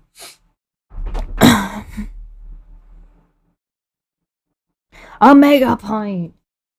That's actually probably more than a mega pint. I just really listen, I like my drinks two ways. I like my drinks either ice fucking cold or hot as hell. So like, I either want my mouth to be burning through cold or burning through hot. There is no in between. The only in between I will accept is sometimes water. Oh, delicious. Delicious. Okay, what are we doing? I don't know what we're doing. What is happening? What is life? So we want to do it painterly, but I do really like the line art, so I think I want to keep some of it. Drunk art? We can do drunk art. I've done that before. It's been a while. How long has it been since I did drunk art? Like I said, my birthday's coming up. Do you guys want to do drunk art for my birthday stream? Tea or hot wine or something with ice cubes. Ice cold wine is so good too. Oh, I keep my wine in the fridge.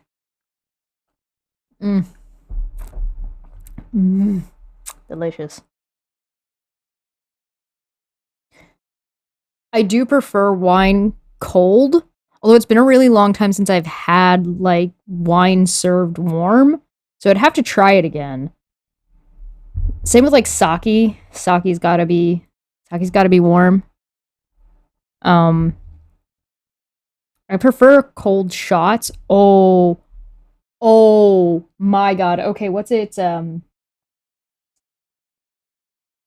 Okay, so there's a shot that I absolutely love. It's called a polar bear, and it is peppermint schnapps and chocolate liqueur.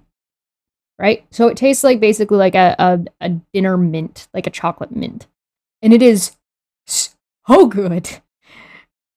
But you can make it better if you keep both of them in the freezer and you have a frosted shot glass.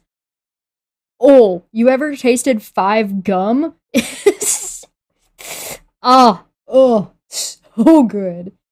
If you're stuck and you don't know how to get your alcohol to burn, like have that nice burn better, eat a clove of garlic before doing the shot. Oh, so good.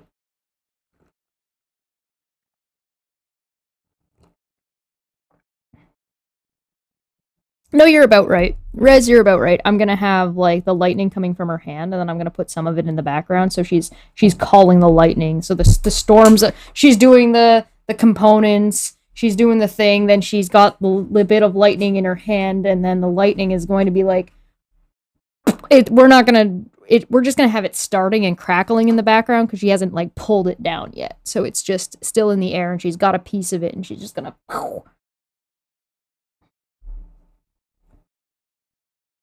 I don't think I've ever had chilled sake. I've had warm, but not chilled. Welcome to the new 17th year. Yeah, that's she didn't do me like that. My birthday is next week, so I'm not sure. I don't know.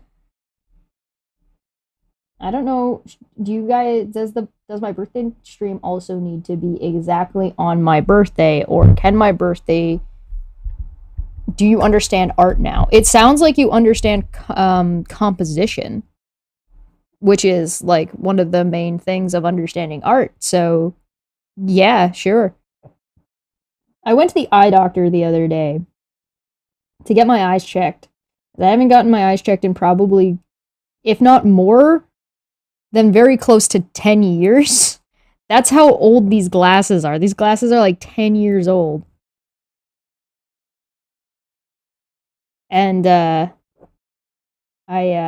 thinking about getting new ones because they checked and my eyes have only changed by a quarter. And so they told me that I should, and they took a picture of the back. And they were like, no, everything's healthy, everything's good. You're not, doesn't look like you've got any cataracts or anything, any issues. So they were like, if you come back next year and you want to get laser eye surgery, you're a good candidate for it. Right? So, no, they don't make these anymore. I was trying them on in the store and then putting them in the box because I had to put all the ones that I touched in the box so they could clean them. And I touched so many because, you know, COVID stuff, they're keeping everything all wiped down. But, but, they don't have one. They're all like this big on my face. They all like come down to like, so my cheeks are here. So these sit like just above my cheeks. All of them are like touching my cheeks. Like way, they're like this and they're like hide my eyebrows and stuff. They're way too big. So I'm trying to find a pair that might suit me. I was kind of thinking about maybe getting like a little bit of horn rim going on, but like they're so big on my tiny little face. So I think no matter what I get, I'm gonna look ridiculous. But so they don't make them this thin anymore. These are like insanely thin compared to all. They're like half the size of these ones are like half the size of all the ones that were at the store. So I didn't order a pair yet or anything. And so I'm debating on if I want to get a new pair or what I want to do. Cause I've had my glasses for long enough that they don't bother me. Like not having them and having them is like it doesn't bother me to take to put them on in the morning or have them on my face. But when I'm doing this, particularly when I'm doing art and streaming, I need my glasses to see chat. But when I do art, I get a headache if I do it too long with my glasses on, so, which is why you see me doing this all the time. So I'm like, the only thing I can think of that I would want to not have glasses anymore for would be that. So I don't know. What do you guys think? Do you think I should try to go for laser eye surgery, or do you guys think I should just stick with my glasses? It would certainly be like a slightly more convenient to not have glasses, but like, is it really something that I need to really concern myself with that much? I don't know.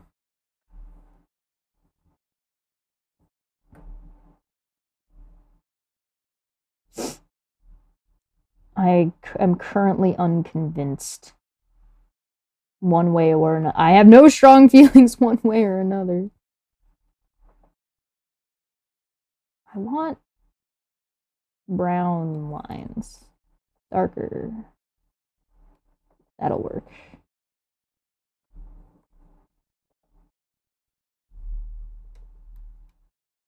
That is not this type of brush I want, though. What about this? Nope. What about this? Maybe? No. Nope. That's just a regular thing. What? Why does that look like a balloon full of water? One of the long ones.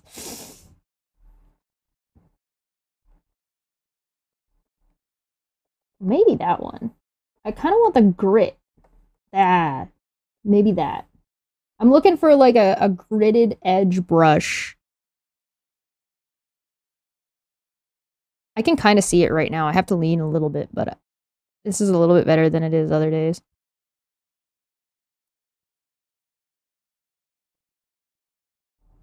Hmm. Oh, maybe this one?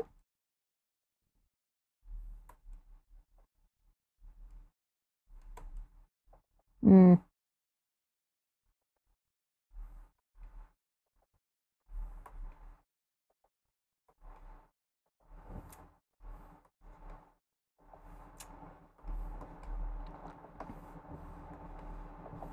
I will find the right kind of brush eventually. Oh, what about this baby? Kind of, it's like a marker. We can try this one. Let's try this one, see if this works. Let's save, actually. We haven't saved this whole time.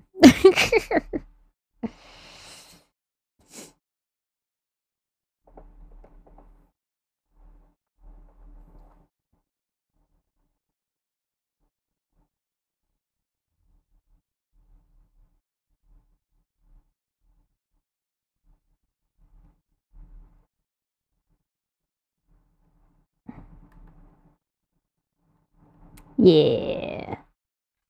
So we're gonna have this painterly look, but we're still gonna have like the lines that are it'll be clean line art, but it's not gonna be clean line art, if you know what I'm saying. You know what I mean.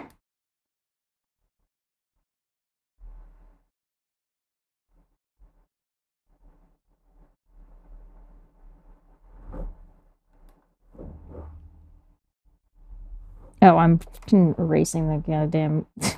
I'm erasing the wrong thing. Ooh, it's gonna be one of them days. There we go.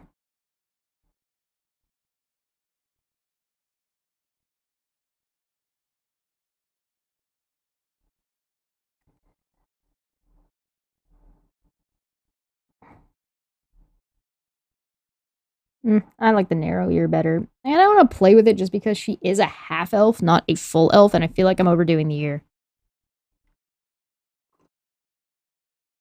Don't forget to drink water. I'm drinking alcohol. Actually, to be fair, there's enough ice in this, so there's enough ice to count as water.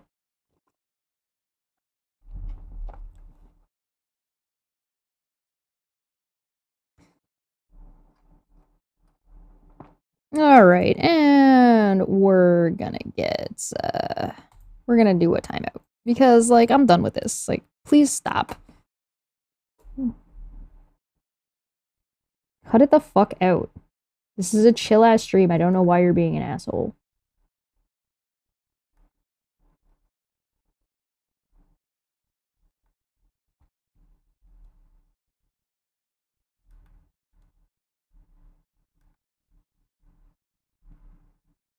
Generally, I don't get involved. When you start annoying me, I am the last bastion of hope you have. I don't know how many times I have to say you're crossing the line before consequences. So, cut it the fuck out.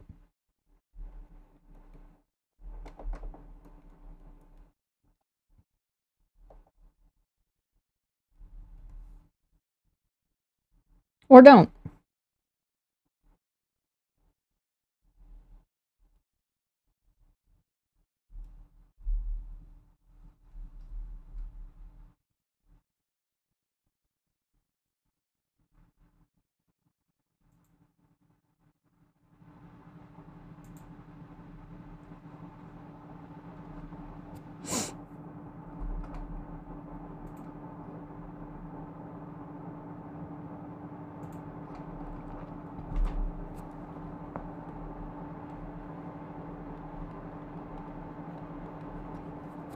This is consequences? Oh my god, imagine that.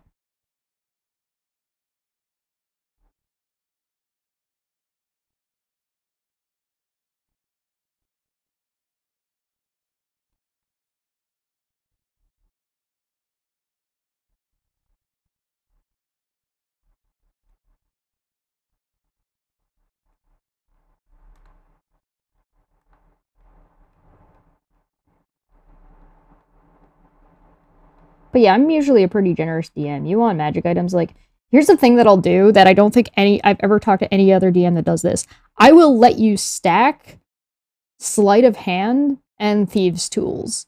If your goal is to be the best lock picker on the planet, I will let you use sleight of hand and pick locks using your sleight of hand stacked with your thieves' tools. So if like that's your if that's your goal.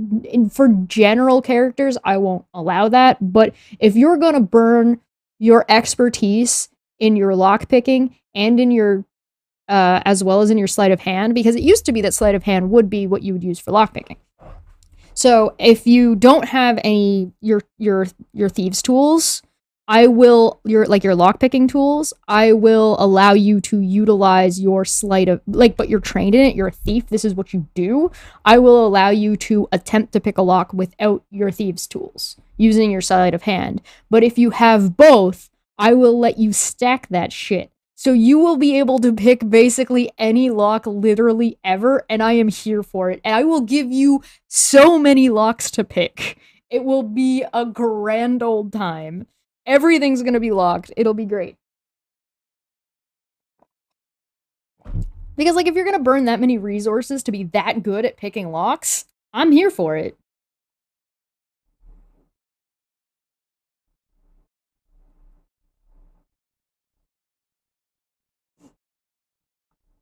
Because it is the rule of cool, my friends. But this only comes about, those kinds of specialty rules only come about if you talk to me. You talk to me and are like, listen, I want to be the best cat burglar lock picking motherfucker on the planet. I'm doing this and I'm burning all my stuff. But I don't want to be useless. I'm gonna be like, listen, you stack that. You stack that. You will pick you'll be able to pick every goddamn lock on the planet. I am here for this. Because I like fun specialty characters like that. And you're burning a lot of resources to be able to do something that obscure. And it is obscure a lot of the time.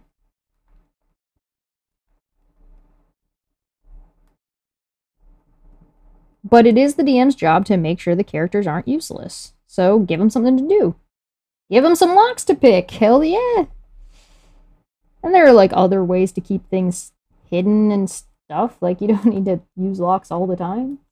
Or locks don't need to be the last resort for hiding things.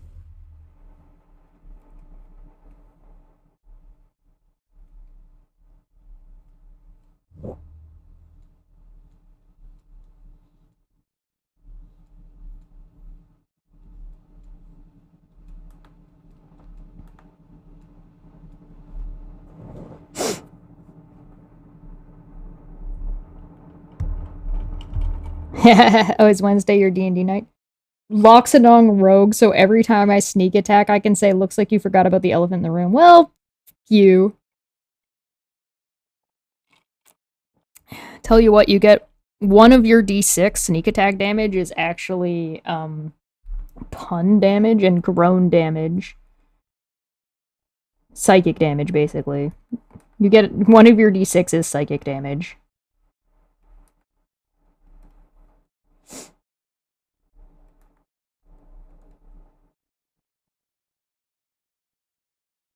You can do stuff like that.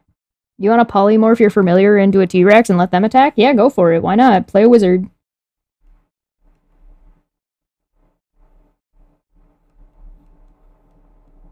Play a wizard, take polymorph.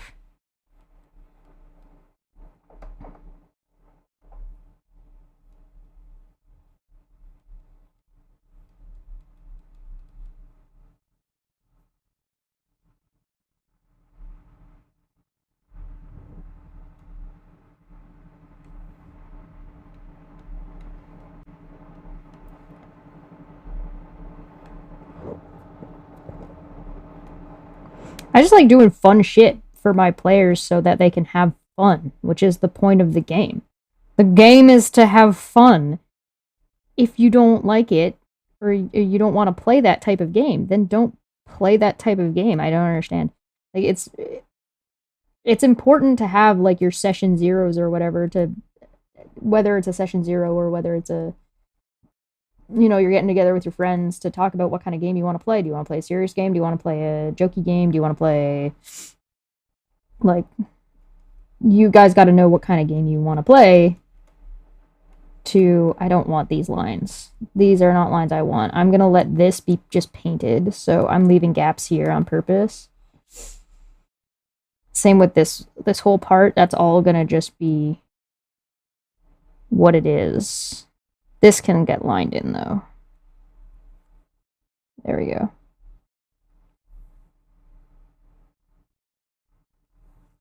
I wonder if my lines are too thick. That's what she said.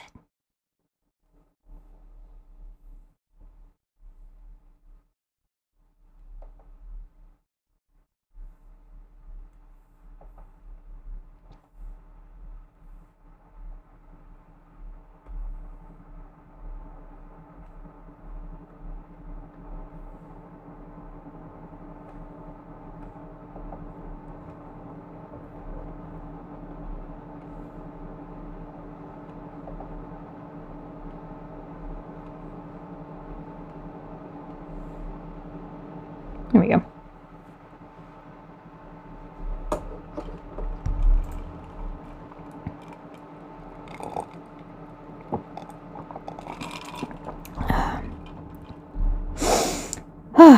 How's the weather where everybody is, by the way? Because, like, it has been on and off disgusting here. It is. I'm kind of glad it rained during. Oh, yeah! It's America's birthday, isn't it? Hi, America's birthday! Uh, I've heard people aren't celebrating because it's a nightmare right there in America right now, and everything's on fucking fire. But you know, still hope you guys have a good time with whatever it is you're doing, or if you're not doing anything. I mean, a bunch of protests would probably be a good idea. I did see people talking about how they were the justices were saying that people shouldn't be allowed to protest around their houses, which is like that's the whole point of protesting, but I don't know. Like they shouldn't be allowed to break your property or go onto your property, but protesting on the public street is part of the Constitution. So I don't know what to tell you. Oh, hi, Mom. How you doing? Ginger ale and rum and ice. A lot of ice. Weather is too hot, too much garlic. What do you mean too much? There's no such thing as too much garlic.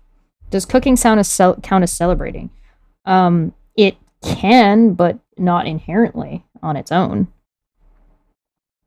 It can be if you want it to be, basically, I think, is how that goes. Are you cooking a hero's feast?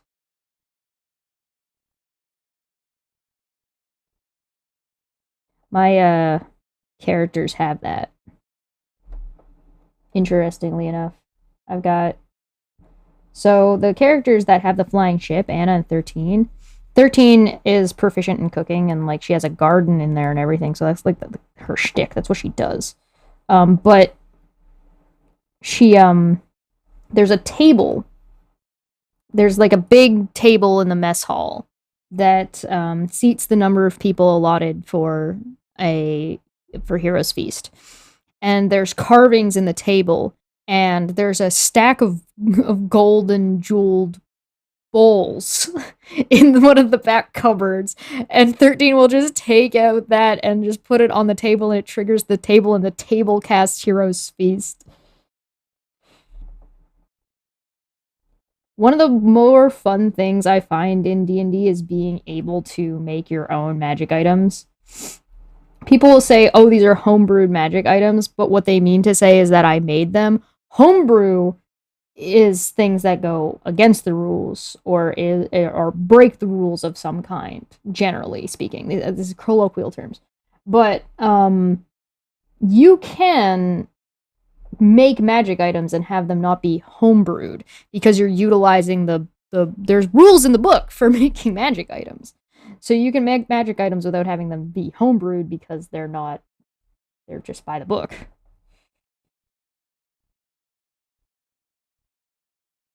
But that's like a semantic terminology thing about whether or not you consider something homebrewed or not.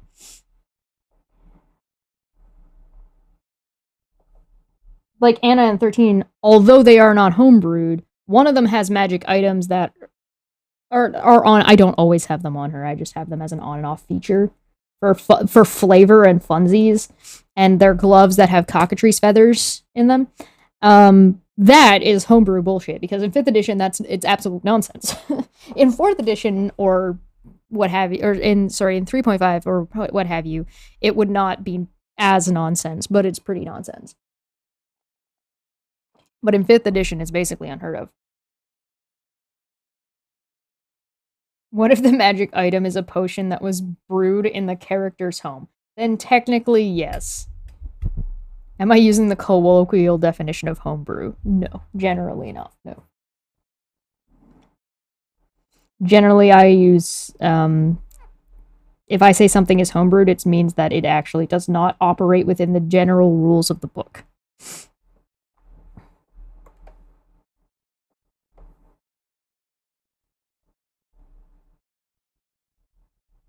Whereas the colloquial would be that anything that was made and isn't inherently standard in the book.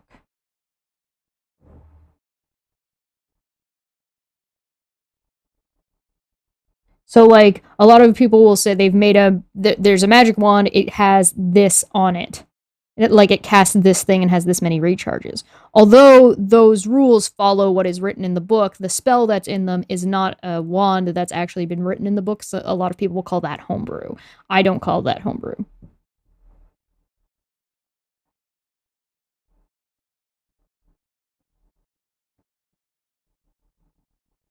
So I don't tend to use the colloquial definition or terminology, what have you.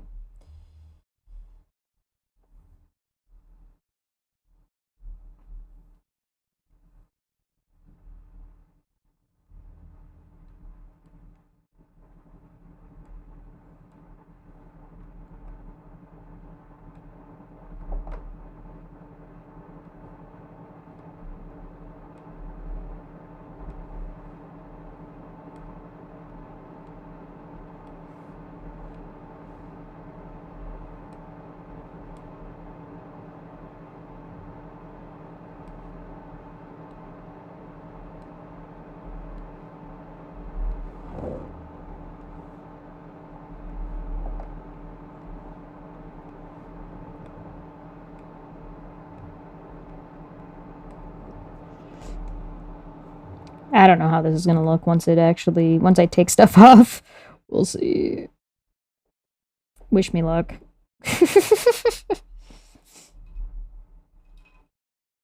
Apparently there is no canon lore that integrates Magic the Gathering with D&D.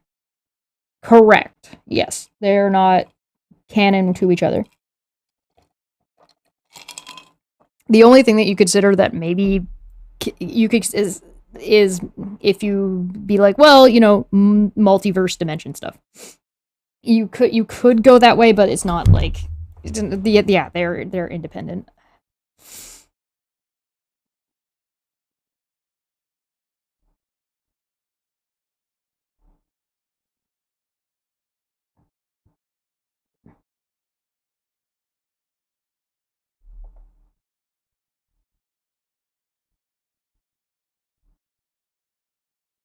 There is a D&D book for it. It's called Ravnica. Yeah.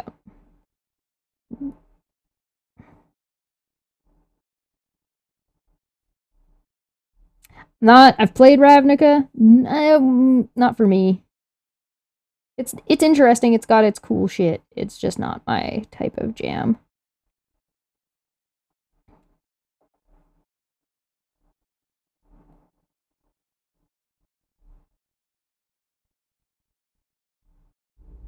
I've played Eberron too. Eberron's alright. I played Dark Sun, but that was a really long time ago. I don't even know if there's currently a Dark Sun book available.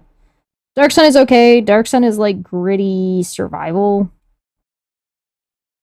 I mean, I might enjoy a game where you got to like fix Dark Sun. Like if you could, like if that was the goal of the game, like that was the center point, then I would probably be my kind of game. Because I do enjoy I'm not like the biggest fan of inevitability type games where it's like, well, you know,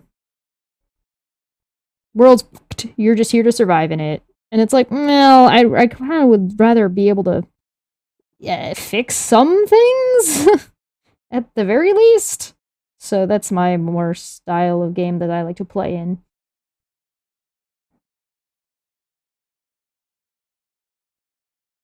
Although I do like the themes of inevitability. That's different. Did I dye my hair? No, I did not.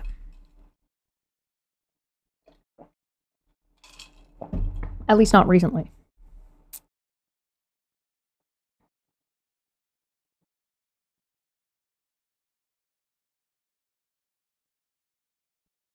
Are Magic the Gathering card items canon in D&D? I mean, you might be able to use them in Ravnica. Like if you were playing Ravnica, you might be able to use like the cards. There's also, or do you mean the D&D Magic the Gathering cards? Because there's now they did like Volo is now a card in Magic, and Volo is a person in Dungeons and Dragons. That's what Volo's Guide to Monsters is, right? Volo's a guy. So I'm sure there are some, although they might not operate exactly the same way. That's probably I would have to look through all the cards, but some of them certainly are canon. Like Volo exists as part of the canon of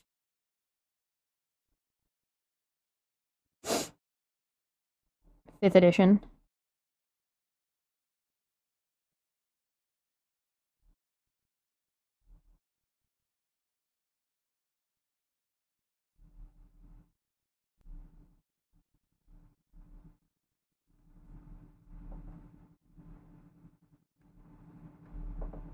Does anybody still currently play World of Warcraft? I've heard that WoW kind of got its like Blizzard super uber fucked everything up, and in doing so, like kind of ruined a lot of everything.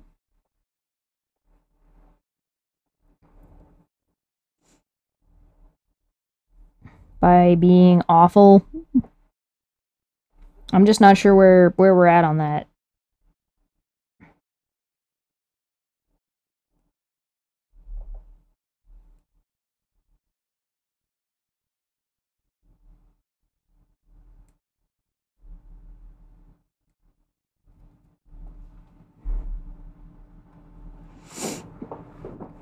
Volo's from Kryn. Is Volo from the Kryn dynasty? He might be. I'd have to double check. Yes, it is almost my birthday. We were talking about that earlier. People were saying that we need to stream together, Mother, and also that I need to be drunk drawing. So, do you want to play Pictionary with me or something? I don't know.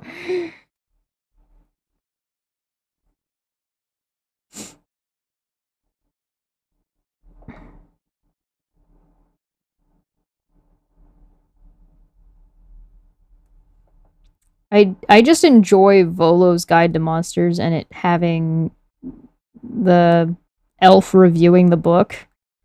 The notes are hilarious. Hilarious. Kills me, gets me every time.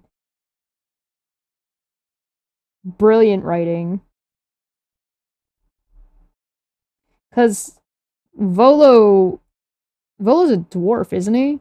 I'm pretty sure Volo is a dwarf, and the guy making notes.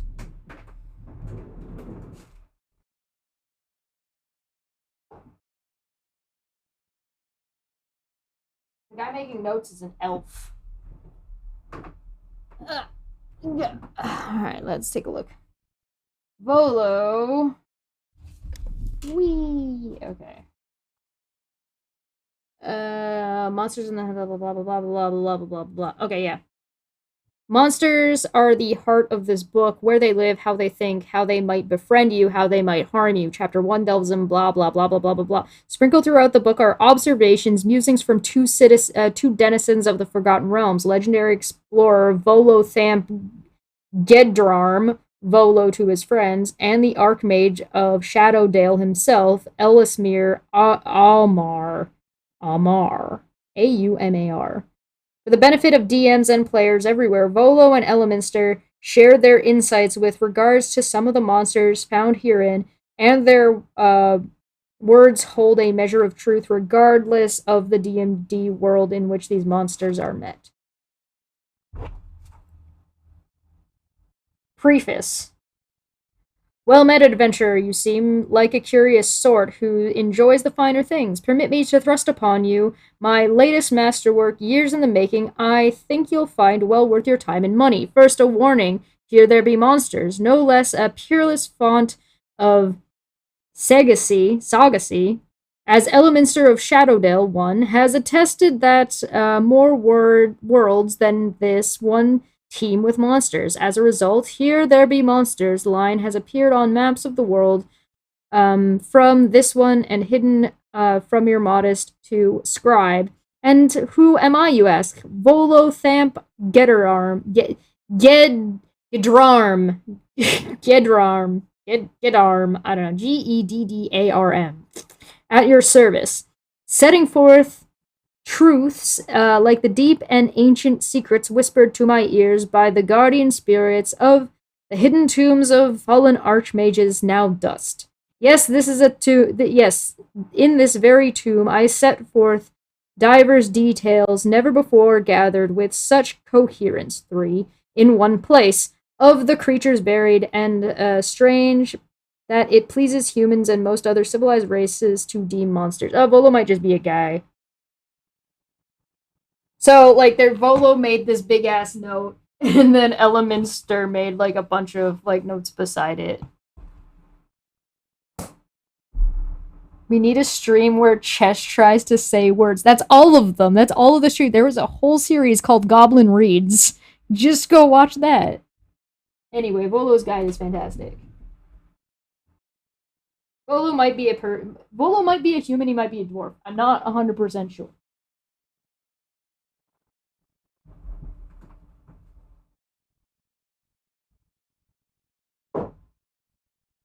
And I don't particularly care to go digging to find out.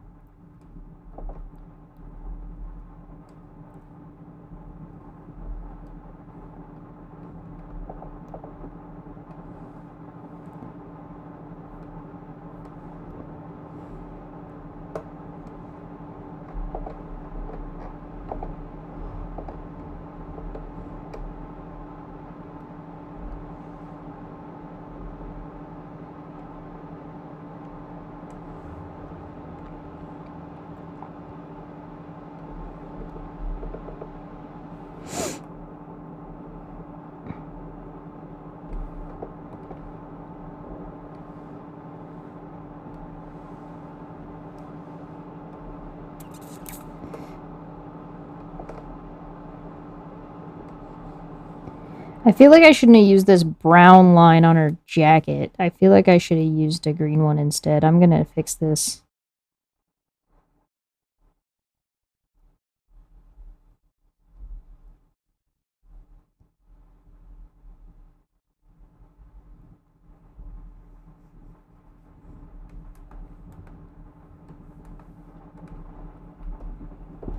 And this one should be blue. That's too big. Panic. Everybody panic. Don't panic. It's fine. It's fine. It's fine. Everything will be fine. Everything will be fine. Everything will be fine. It's okay. Alright.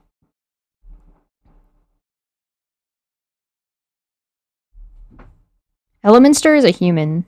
Is he? There was an elf.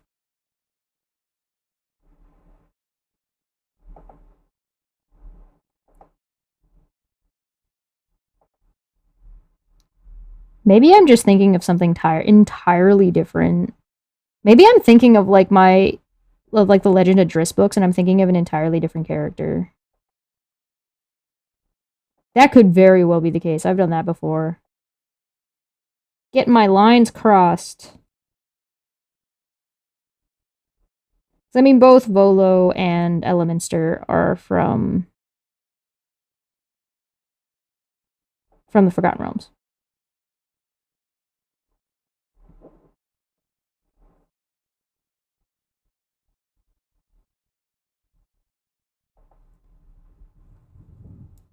Ink Boy said, remember when you read Fox?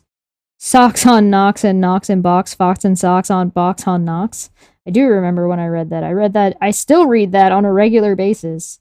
It's a really good way to warm up before a stream to make sure that your mouth works.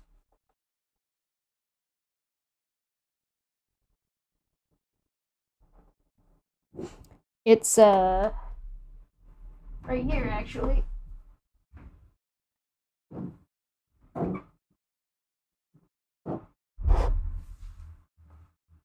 Ta-da!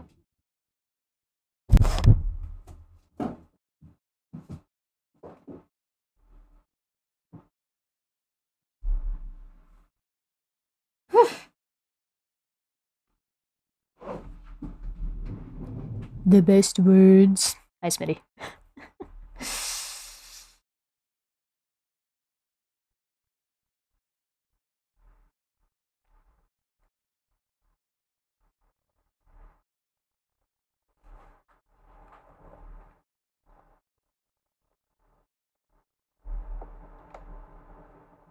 Oh, don't do that. That's a big error. Don't start painting on your lines. Tip from me.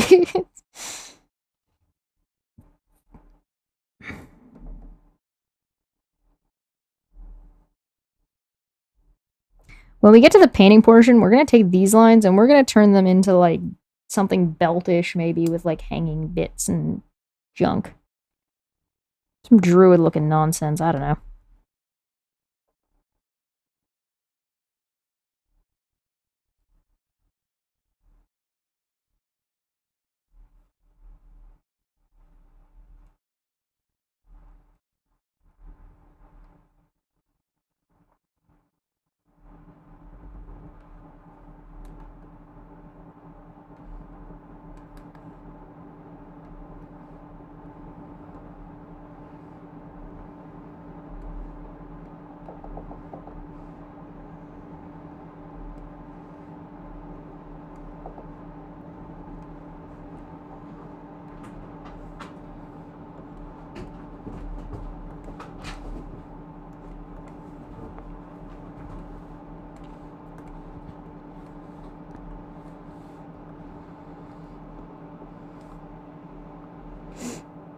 Ooh.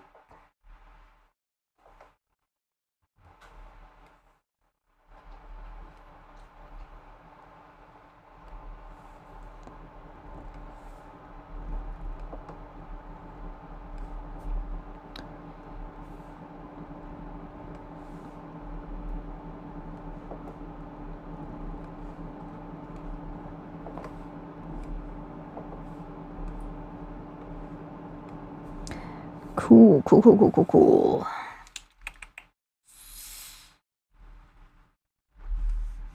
No, we just want this color darker.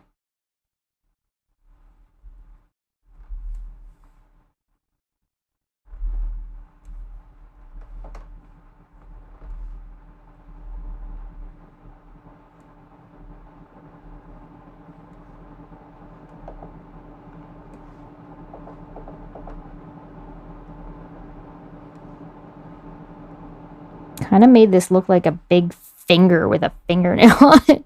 Ew! What did I do? Gross. I can't unsee it. Horrible. Horrible. Horrific.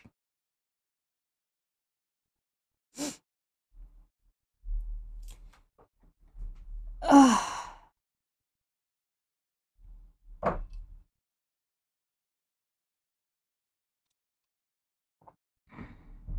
You beat Vincent Frostbringer. Good job.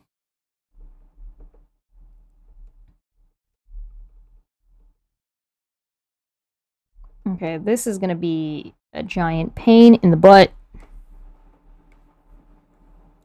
But I also need to redo these lines because these lines should also not be brown because they are her skin lines. And these should be like this dark purpley color instead. So we're gonna get rid of that. I mean, I guess we get... I mean, it works on the face because of her hair, but it doesn't really work down here very well. See, that looks like way better. We can push that a little further even. There we go. And then like under here, we can use even darker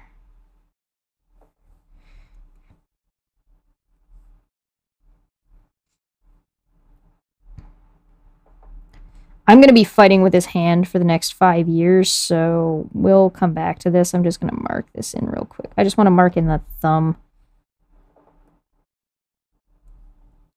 I don't care about the rest of the hand because I'm going to have to just do that whole thing.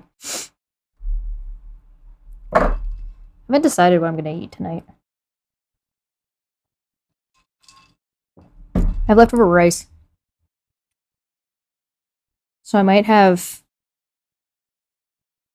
I know what I'm going to have. I'm going to have teriyaki beef. Teriyaki beef and... Actually, we're going to take this and we're going to go lighter here.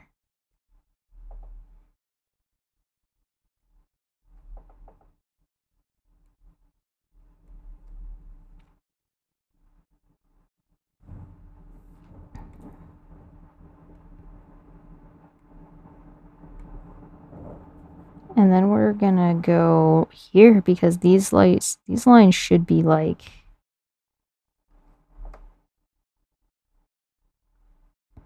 almost white.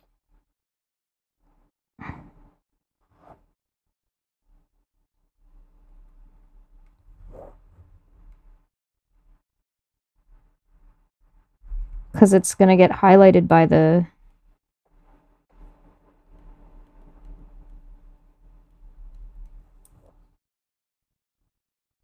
like heavily highlighted by... oh.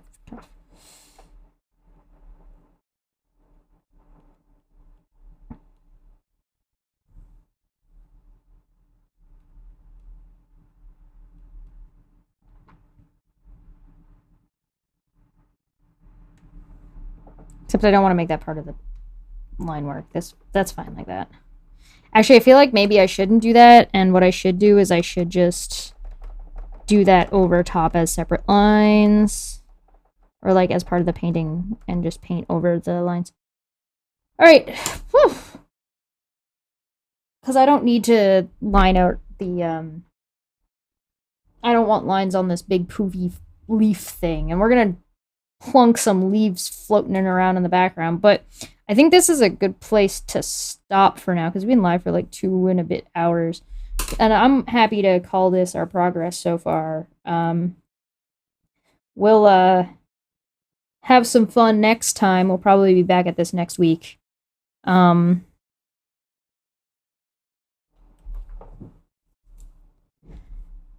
for coming. Let me know what you guys think either on Twitter or in the comment section what I should be doing on my birthday. I feel like an hour and a half is pretty good for me. 2.5 hours, sorry. The only thing I don't want to do on my birthday is I do not want to do a 24-hour stream, so I'm not gonna be working on that. But here, I'll show you guys the progress of what we actually did. So we started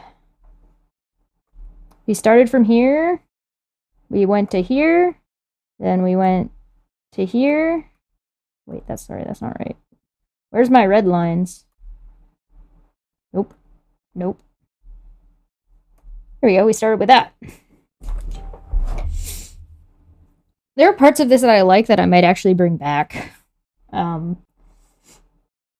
Started with that, went to that. Then we went to these lines. And we went to this color. And then we got these backgrounds. That's where we're at. We're going to save real quick. Thanks everybody for coming. Like and subscribe and share and stuff. If you want to see more art stuff, you want to see more D&D stuff, look out for that. There will be more coming on Wednesday. Talking with Sam from Roleplaying and Roleplaying from Twitter. He's great. It's going to be a lot of fun. So make sure you subscribe for that, as well as Trevor Vale on the following Wednesday, which is the 13th. And that is going to be so much fun. So I'm so looking forward to those two. I also have another debate hub coming up. And there's going to be a couple more D&D based videos. Also Dumbfeck Fridays on Friday. So I am getting out of here. Thank you so much for coming. Thank you for being a member if you are a member. Thank you for being a Patreon if you're a Patreon. Thank you for supporting the stream. If you super chatted, thank you very much. If you find this stream later, I hope you enjoy it. Lurkers, love you guys too. And I'll see you guys next time. Bye!